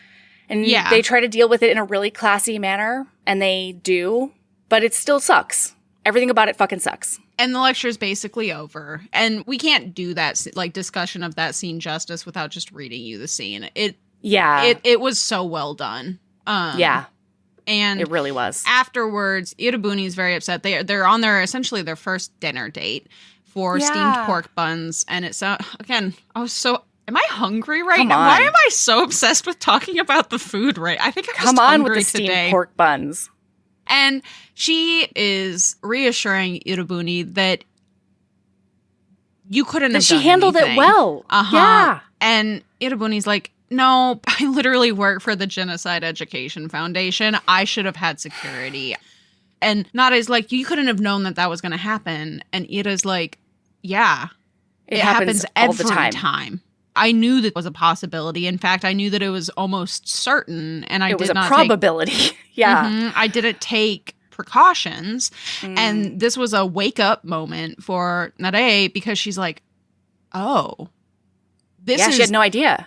Oh my God! Now I'm understanding how the Armenian genocide. It's not in the past. It's still affecting people who live in that area now. It's still affecting us here in San Francisco. Right. It's still affecting the diaspora. Like and it's very immediate even in the conversation because they're talking to each other like, no, it's you who did this, not us who did this. It's not even like your ancestors did that. Well, and there was a quote that hit really hard, especially in the year of an election in the United States of America. And the quote was, like, not going to dig into all of this, but, like, the quote is, when denial is so wrapped up with identity, some people, usually extremists, will take any measure to protect their version of their identity. Yeah. And, I'm not trying to bring in this year's political stuff, but, like, it's not just politics, it's all of the heavy stuff you're not supposed to talk about with people because it's divisive. So, like, politics, religion, race, sexuality, like all of these things that you avoid, frankly, if you're trying not to start something. And I read that and I was like, oh my God, I think I want like art of that on my wall. Right? So now Nare, though, she's feeling really guilty because this year was like the centennial of the Armenian genocide and like Remembrance Day. And she's like, man, I really wish I wouldn't have gotten it, but I wish I'd at least pitched it. And I'm not doing enough. Well, and she thinks specifically that she's got these two public platforms. She doesn't completely control the stories that get onto the news, but she can at least try. But then her Instagram is 30K people, and she didn't do anything there either. Yeah. So they end up, after this, having like a high school makeout in the back of Nare's car. And the important part of this is Irabuni saying, this isn't just a hookup for me. Like, if it is for you, I understand, but like, I really like you. I want this to be more. And Nare's like, yes! Yeah! Me too. Well, also, we forgot to tell everyone, Nare is 27 and Irabuni is 32. So a little bit older, a bit more mature. It was wonderful. Which, like, oh my God, I love that. I love these this older relationship making out in the back of a car. Because, like, they can't go back to Nare's house because she lives with her parent or her mom and her grandmother. And I was just like, that's very cute. So, a big thing that is happening in this book is in general, is Explore Armenia ends with this gigantic banquet that is for all Armenian people in the community. Everything else is kind of aimed towards the younger set, but this is everybody. The whole family comes. It's a big event. And this year, they have their local congresswoman who is trying to push through a bill that has the United States of America recognizing the Armenian genocide as something that happened legally. Right. And which would be huge, right? Yeah. Well, and part of it's because this congresswoman, I think, is a quarter Armenian. And she brings it to her boss. Irabuni gets her a exclusive interview with this congresswoman. And so she brings it to her boss. And he's like, that's awesome. Mark, you're covering it. Nare's like, what do you mean? And he's like, fuck? You're not the right reporter for this, but there is some little girl that got a letter from a duchess's maid, and you can cover that. You're not the right. And she's like, I beg to differ. One, I'm the one who has the source. I'm the one who got the interview, and I'm your only Armenian reporter. And she wants to talk about the Armenian genocide bill. Specifically. And he says, oh, well, we don't want to talk about that. So, Mark, see if you can get her to talk about some other pre-approved topics. And, oh my God. So, long story short, what ends up happening in the long run, as far as this is all concerned, she gets fired. She finally stands up for herself. She says. Yeah.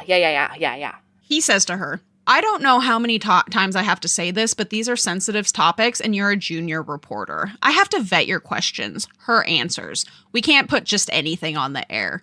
And ooh, she's in a fucking mood. And she says to him, I think you don't want me to be the face of the big story. Even though I'm the first reporter here, at least since I've been around, to get an exclusive interview with Congresswoman Grove, you don't want to air it because, one, you prefer me to be sniveling and submissive and take whatever crap story you shovel my way, and two, you refuse to see that an Armenian story has any merit, so you are both sex.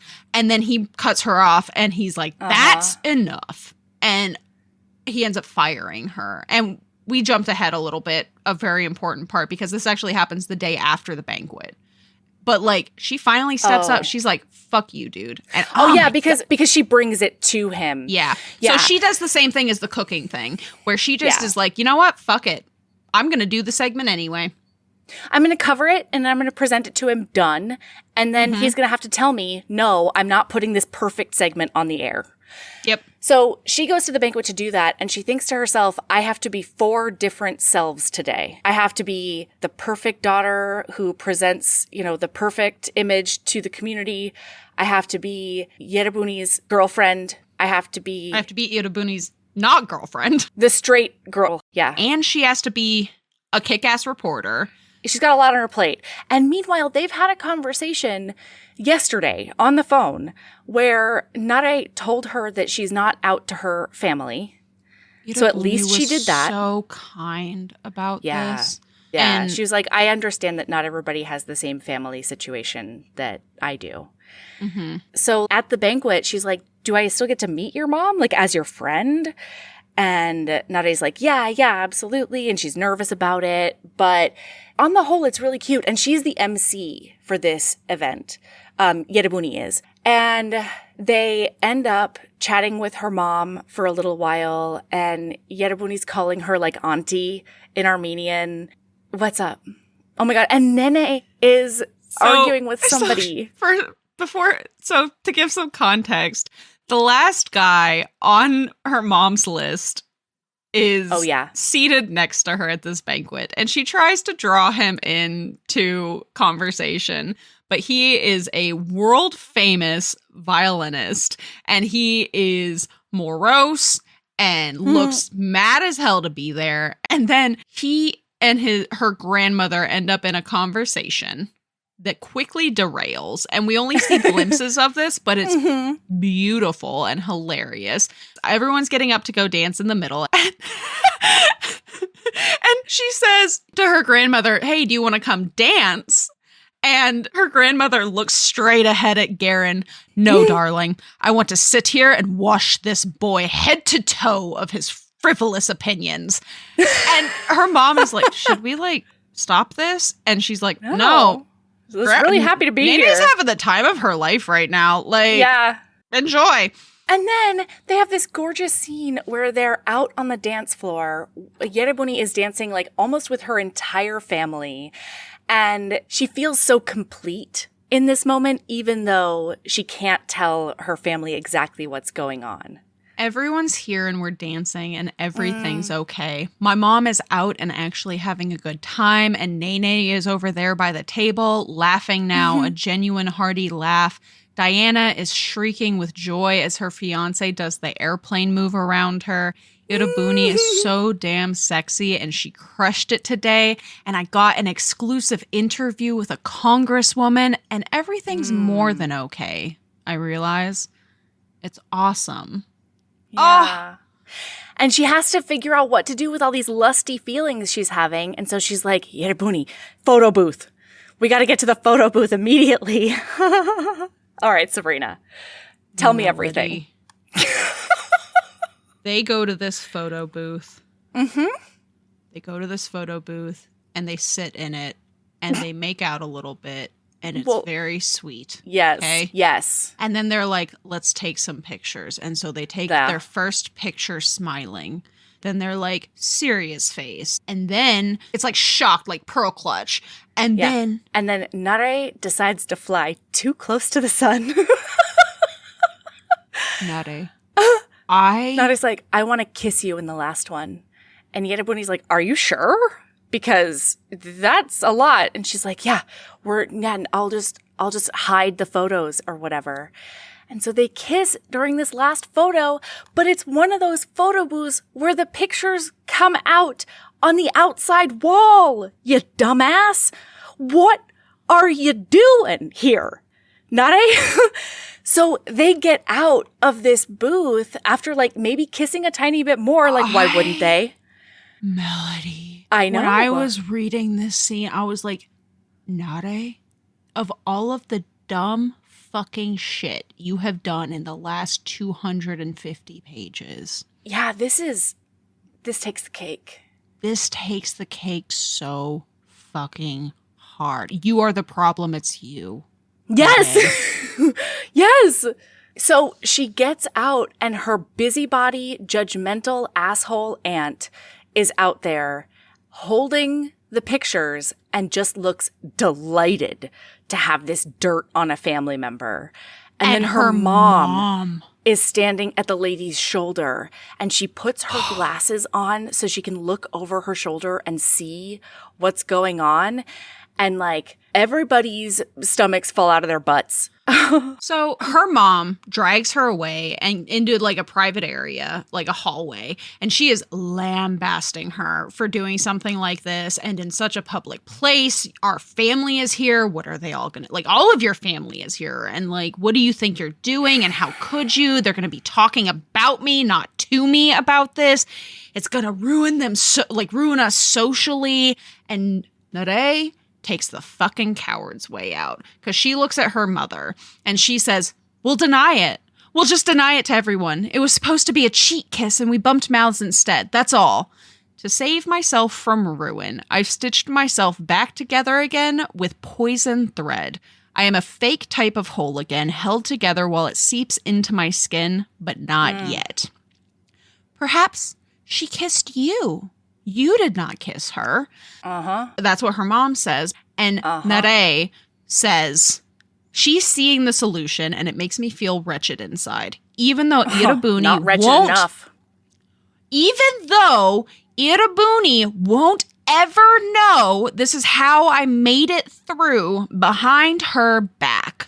The balm for my transgression is that I'm pointing my finger at Irabuni and crying, witch, sorceress, temptress, and everyone is going to buy it. a price she will never know about. What? I've never been simultaneously more baffled by a character and hated a character more. And the mom, too. I hate the mom now. Yes, absolutely. Like, this, I'm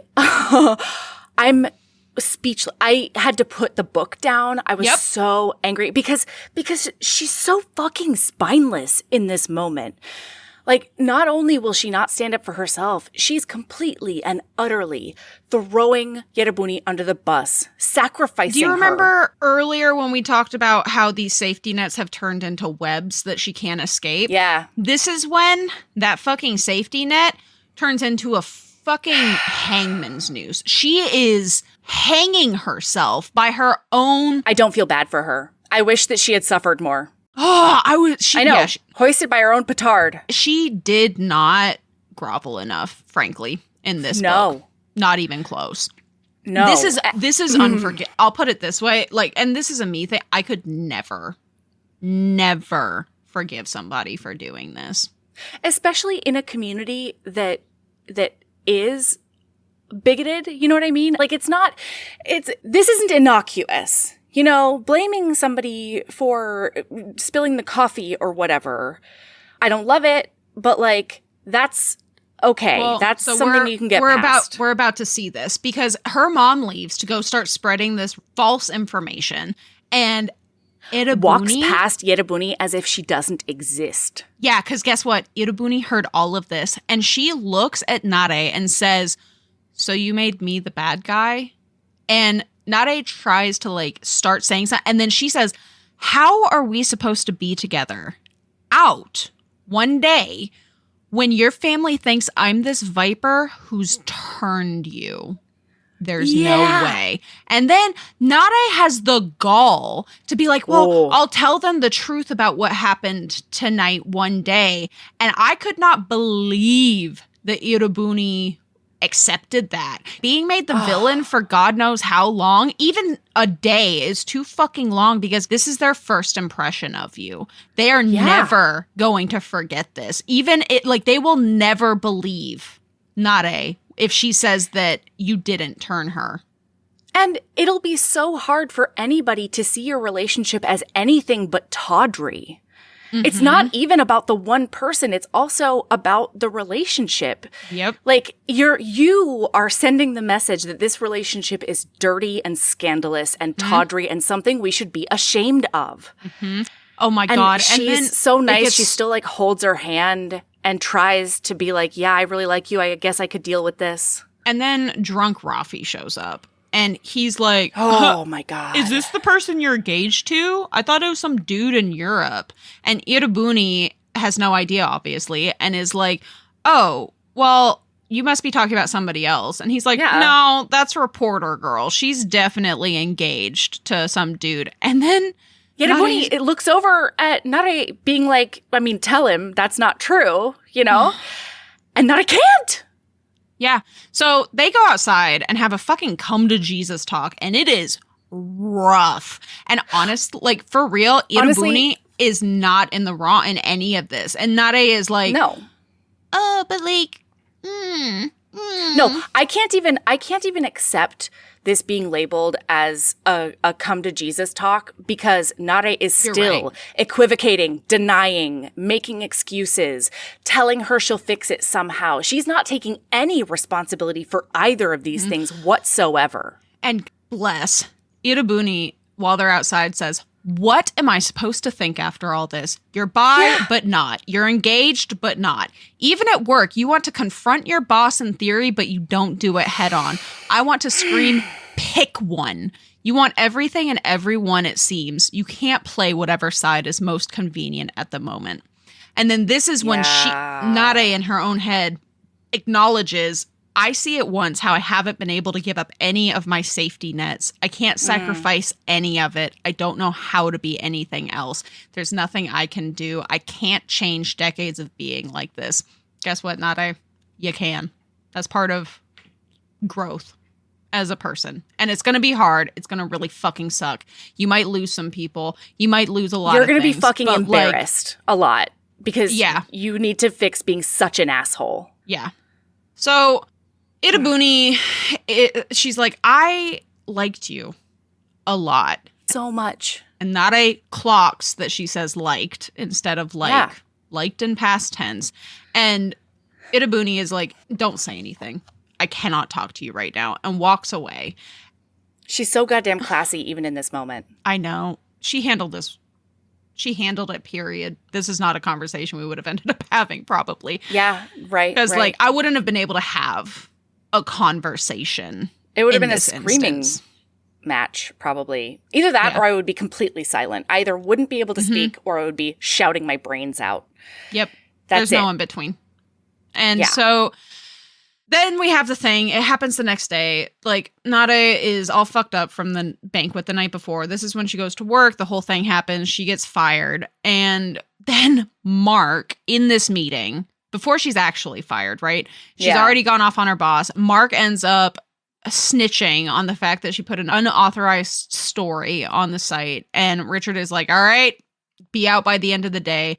And then bless her little posse that she didn't even know was her posse. Yeah. The ladies of the newsroom come Mackenzie, over. who's one of the anchors, is like, editing owes me. So, like, your story is going to be on the air. It was wonderful. She's like, yeah, Richard and his sexist ass can go to hell. Let's do this. And it was just a really beautiful, like, shared moment between them. Yeah, and she ends up watching her segment at home that day and pauses it on Yerebuni's face, and her mom walks in at that moment. Mm-hmm. Yeah.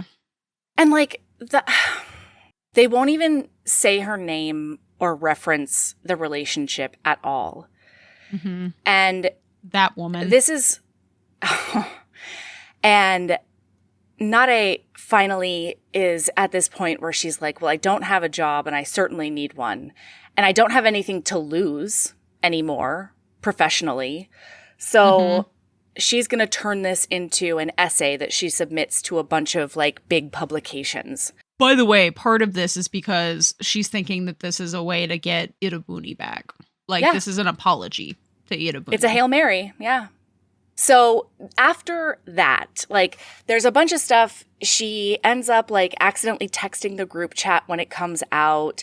One of the friends in that friend group helped her edit it. By the way, I just want this, like, out there. Yeah. I think I'm a little in love with Face. I don't blame you. He's the one who can't dress, right? He's the one who can't dress. He is a food critic, essentially, as a part-time job. But, like, he's also mostly a barista to pay the bills. Yeah. And every time he came on page, I was like... Yeah, loving him. I love you. Yeah.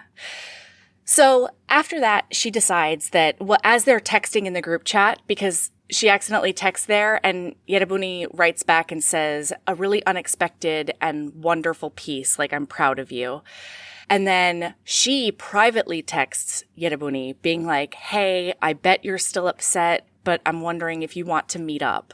Mm-hmm. And she texts back, I'm still too hurt by our conversation. Wait, importantly, before this article even gets accepted, okay? Right. Oh, she tells Diana. She gets a text from Trevor. Oh, that's right, too. And that means he's back in the U.S. And he's basically like, I'd love to see you. And she's like, I'd love to see you, too. Because she has decided she's going to get back with Trevor.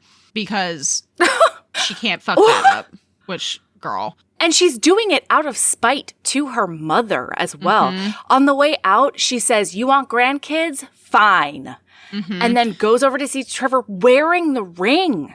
Yeah. And she misses a bunch of phone calls from her mom. And she's like, I don't want her to get the last word, so I'm not answering them. And she walks in and with the ring on, and he's so earnest. And she says, I got fired, just so you know. And he's like, oh, don't worry. I got a promotion and a nice bonus, so you never have to work again. And she's like, if you don't want to, he says. Yes. And she's like, that's not it, bro. And he kisses her. And immediately she knows this isn't going to work because she is revolted. And he comes back. Trevor. Oh, Trevor. He comes back with champagne to celebrate. And then we find out Trevor invited Katie to their reconciliation afternoon, and Nade very validly is like, what did you think she was going to do when we were like enjoying the fact that we're together for the first time in 3 weeks? Yeah, did you not want to bone? Yeah, and he's like, I just what the fuck?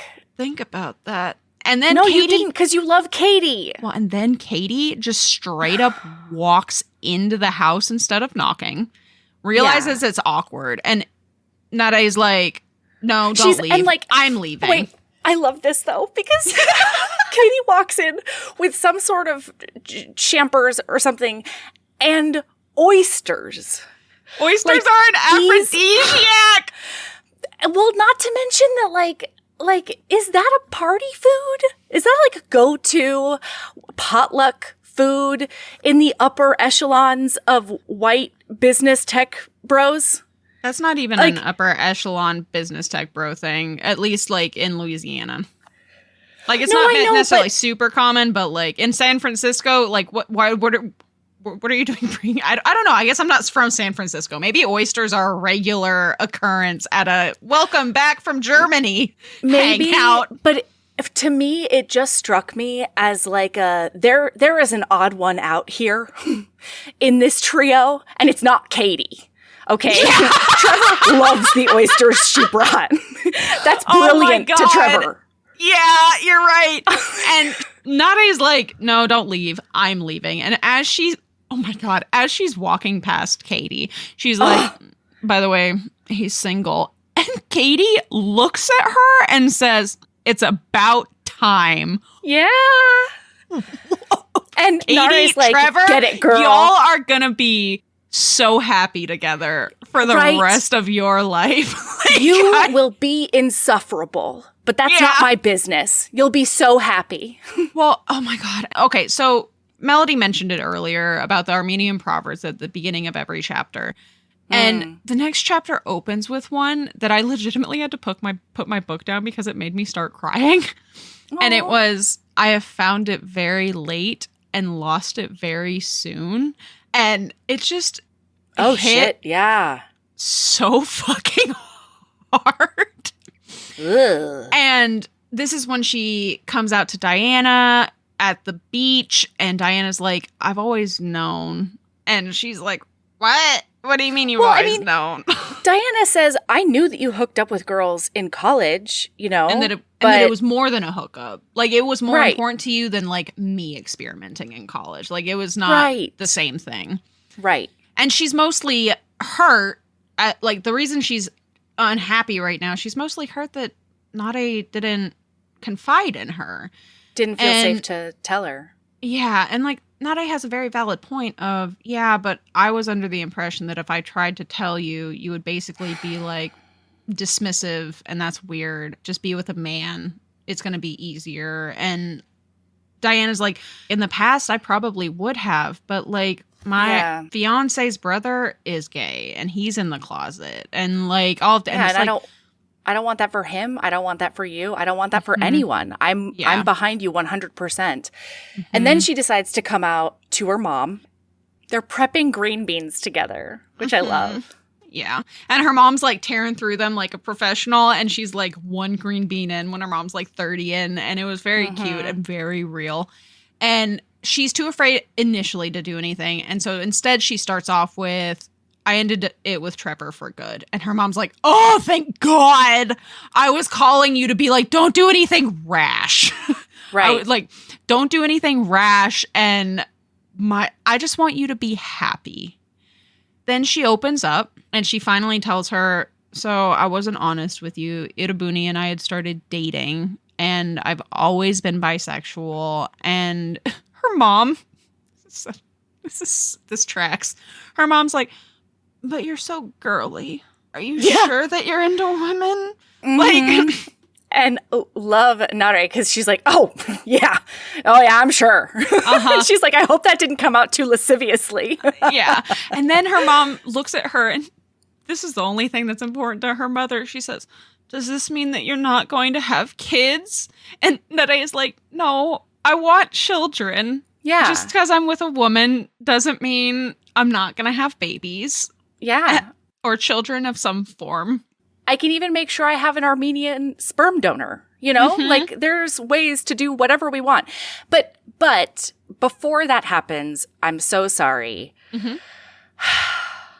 And I know I talked about it a little bit on Love and Other Disasters, but there is a moment with the mom where she's like, I'm just, like, I don't want this for you because it's going to be hard for you. And then the mom gets honest and she says, and it's going to be hard for me. Yeah. And I don't know what we need to do in society in general for people to start fucking understanding that your kid's sexuality is not about you. Well, and this also came up in the reality wedding show book, Devon and Chris. This isn't about you. You don't matter right now. That is very true. I had some empathy a little bit for her mom, though, just because of her history. When she says this specifically, I agree that it has nothing to do with her, right? Like, I'm so sorry. And luckily, by the end of this book, her mom is fully on board with that. And she's like, whatever, in the epilogue and everything. But she is talking about her history and the way she was raised and how, like, an unmarried woman, because I think they were in Lebanon, maybe. That's where she grew up. A woman unmarried walking with a man, like, you couldn't do that. You would never see it. Much less two men holding hands. They'd be murdered on the spot. Yeah. And she grew up with gay being a very different. Yeah. Like, that's not to say there's not an executable offense. Yeah, it's not that it's not a hate crime doesn't happen in the United States of America, because, like, Lord knows that's not true. But it's not a governmentally sanctioned crime. Exactly. And so it's maybe not empathy for her mom, but, like, it's hard to forget that, right? It's hard not to think about that when being worried about your child. But yes, I agree. Like, this has nothing to do with you, Mom. That's not my issue. Fuck you. My issue is her being like, it's going to be hard for me to go to tea or what the fuck ever. Yeah. Like, I'm like, it's fuck not, you. Go fuck yourself. Frankly. So sorry. And then her grandmother, Nene, apparently heard all of this, and she comes and tells a story about a woman she admired in her youth. And Nene lifts a finger. Back in Anjar, there was a woman I knew, older than me. She was a fierce fighter, from Moussa Dagh originally. Photographs of her with bullets up and down from her neck to her waist. They say she killed 50 enemy soldiers while defending her home. She and her family finally left in 1939, I believe, when France annexed it to Turkey for good. I was 9 years old then, and we met them soon after. Anjar was very small. She never married. She told me one time, after what she had seen and what she had done, she would never let a man be the boss of her. She was the most impressive woman I ever met, and when I married Hrant, I was sad that I couldn't be more like her. So I am telling you this because I think she is a bit like your friend Nar, my dear. The tall one who spoke at the banquet, who you were joking around with every time she got off the stage. Those two women, they hold themselves the same way. And, like, both Nare and her mom are like, what the fuck just happened? And then Nene is like, bring her over for dinner. Let us get to know her better. And the mom noticeably bristles. I just want that noted for the record. My mom sucks in a breath, stealing all the oxygen from the room, one step at a time for her. And that's probably a bit much to jump into. But then this made me laugh so hard because Nare looks at her mom and says, did you know about that? And her mom says, Nene is a mystery to you and me. Because, like, Nene just randomly comes out with these stories that nobody's about life, that nobody knows about. And it's just, it's always very apropos to whatever is going on. Nene is the queen of this book. Yeah. And her seeing the parallel between this woman and Yerebuni and, like, the way that they are warriors for the people who are important for them. It was really, was just, yikes. So now it's time to do the big thing. She ends up coming out on Instagram. And everything that she wrote for it was very beautiful. And it basically boils down to, I always thought because I was like, I'm bisexual, everyone. And I always thought because I've only been with men, coming out wasn't for me. But I met a woman who changed my mind. And I realized that coming out is for me. And it's important. And it was just really beautiful. And she wakes up the next morning. People are responding super duper well. Like love and support. And she has a text message from Irabuni.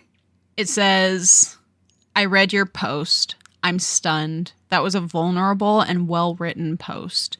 It must not have been easy. How are you feeling after it? And then she gets a second text message that says, you look very pretty in it too. And that is trying to keep it cool. Over the moon. Yeah. And so they text back and forth. And then by the end of this text exchange, Irabuni is like, I understand if, you're a little bit hurt by my distance, but do you want to meet me at the most romantic place in the entire world that Melody can think of? And Nare. I immediately was like, this is a Melody coded get back together. Yeah. They go to like a tropical botanical garden or something. Like it's ridiculous. So Irabuni is the first one to bring up the conversation because Nare stays cowardly to the end. Yes.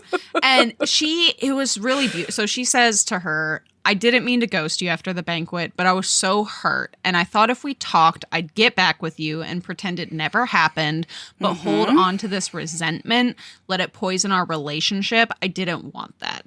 I should have been more upfront, but I was pained and shocked by the engagement news by what you said to your mom. Irabuni, you are entirely too gracious. I mean, incredible. What a person, Yeah. Holy shit. To Nare's credit, she doesn't try to whitewash her interaction with Trevor. She says, for about 2 minutes there, I was ready to get back with Trevor, in my grief and whatever, but kissing him made my stomach turn, and it felt like I wasn't just cheating on you, but I was cheating on myself. And finally, she tells her that she came out to her mom in addition to Instagram. And Irabuni's like, oh my gosh, you did? And she's okay with that. And, they talk about how the mom is tentative but on board and wants her to be happy.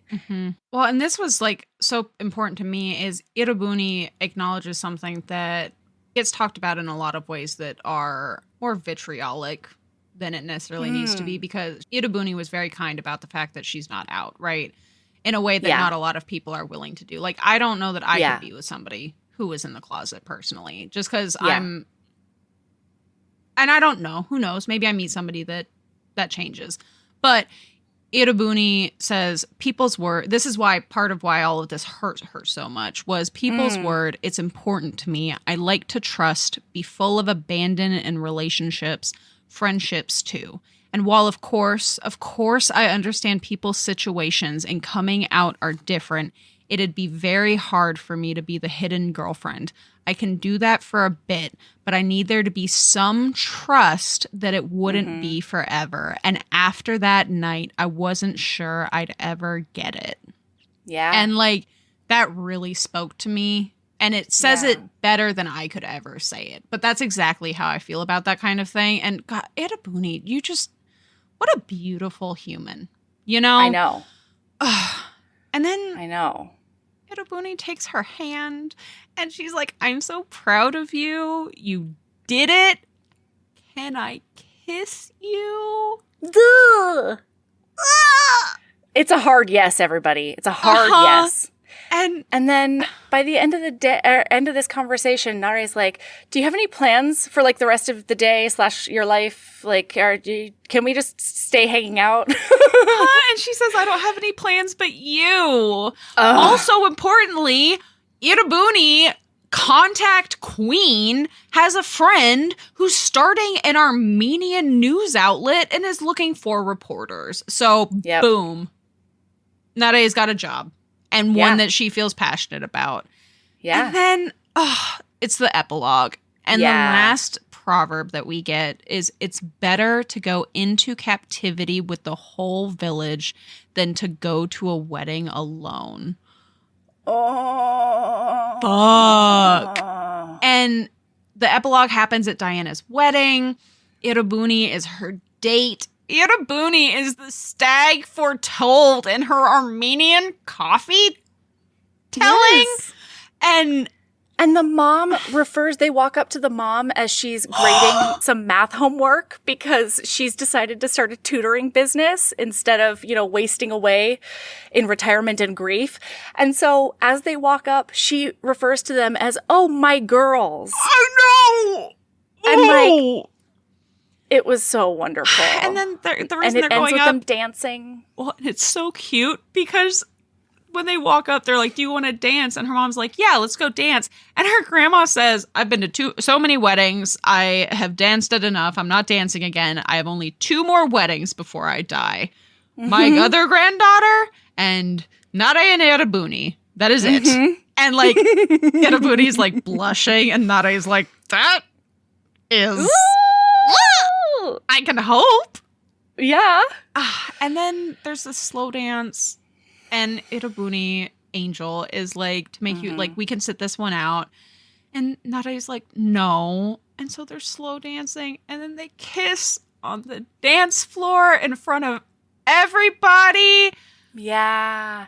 And that asshole aunt gets the cold shoulder when she tries to gossip about them to another lady. Oh, it's so good. It's so good. Yeah, no, book was wonderful. Oh, book was wonderful. I just couldn't stand Nare for most of it. This is hashtag unlikable heroine for me. And it's one of those things where this book wouldn't have worked without a heroine that was like that. It was Absolutely. a lot being in her head the whole way through.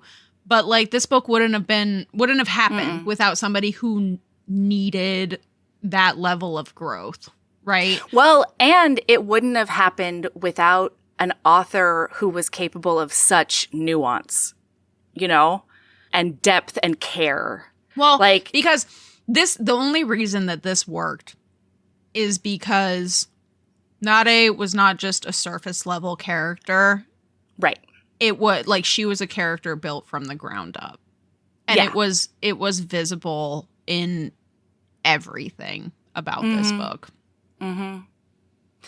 All right, Sabrina, what's your lady love? What? My lady love this week. Oh my goodness. Is I posted on our social media the video of you calling my ADHD-ness out in Spy Master's Lady. And that being the most interacted with thing I've probably ever posted in my life. And every single person oh yeah, I totally got where Sabrina is. Including you. My lady love is you acknowledging that in editing you were like, oh, I totally understand. Mel, when I tell you that every single time I get a notification and it's everywhere, it's Facebook, it's Instagram, it's TikTok. We've gotten direct messages on all of the places. It is everywhere. Yeah, and I feel like I should go on record because I only commented on Instagram, but I realized while editing that Sabrina wasn't doing an ADHD non sequitur. It just so happens that I was doing an ADHD half listen. That's what happened. I can't get on you about it because I do an ADHD half listen. Half the time, if what happened, this will happen sometimes when we're recording because I have all my notes and you'll jump to something and I'll be I'll be half listening to you talk, but I'm skimming to see if we missed anything important. Yeah. And so sometimes I come back in and I'm like, where'd she go? I don't know how we got here. But that's my lady love. And it's not even... I love it. The lady love isn't being right. It is the specifically... No, I know. The lady love is just the outpouring of support for something that is so... It's so small in the grand scheme of things. Yeah. I woke up to a comment this morning. Like, the first thing I saw on my phone was like, all of you people, you're my lady love. Oh my God. Very fun. Yeah. What's your lady love, Mel? All right. My lady love is having a kid from your neighborhood come up to you and excitedly tell you that they saw a baby bear. No. So, of course, you freak the fuck out and go walking over to the area to investigate, and then finding out that, oh, thank goodness, it's just a gopher. Like, I did not need possible mama bear in my neighborhood. I did not need that in my life. I did not need to worry about my kids encountering a mama bear. Oh God, now I'm wondering if I know what a gopher actually looks like. They're big and chunky and fuzzy. And from far away, I guess they could look like a bear. Oh my God, it's like a fat meerkat. Yes, yeah. Yeah, and like a short baby bear. Oh my God. This 10-year-old came up to me and so earnestly, so excitedly was like, I saw a baby bear. And I was like, really? Show me right now. Take me to the baby bear. Let's go see it right now. All right. Don't worry, everybody. It was just a gopher. That's beautiful. Yeah. I'm relieved for you, frankly. God, same. Because, like, you don't fuck with a baby bear, because guess what? No. Baby bear means mama bear. And mama bear, you gonna fuck around and find out with mama bear. Yeah. I don't need Valor Chen skipping off into the fucking field and encountering a mama bear, okay? Because the only being that brings more main character energy to life than Valor is a mama bear.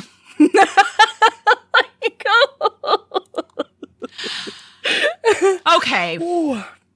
Mel. All right. Keep being a badass and love yourself as much as you love suspecting that an author has the ulterior motive to make you so fucking hungry. I can't even like quit back. It's so good. Okay, bye. Bye.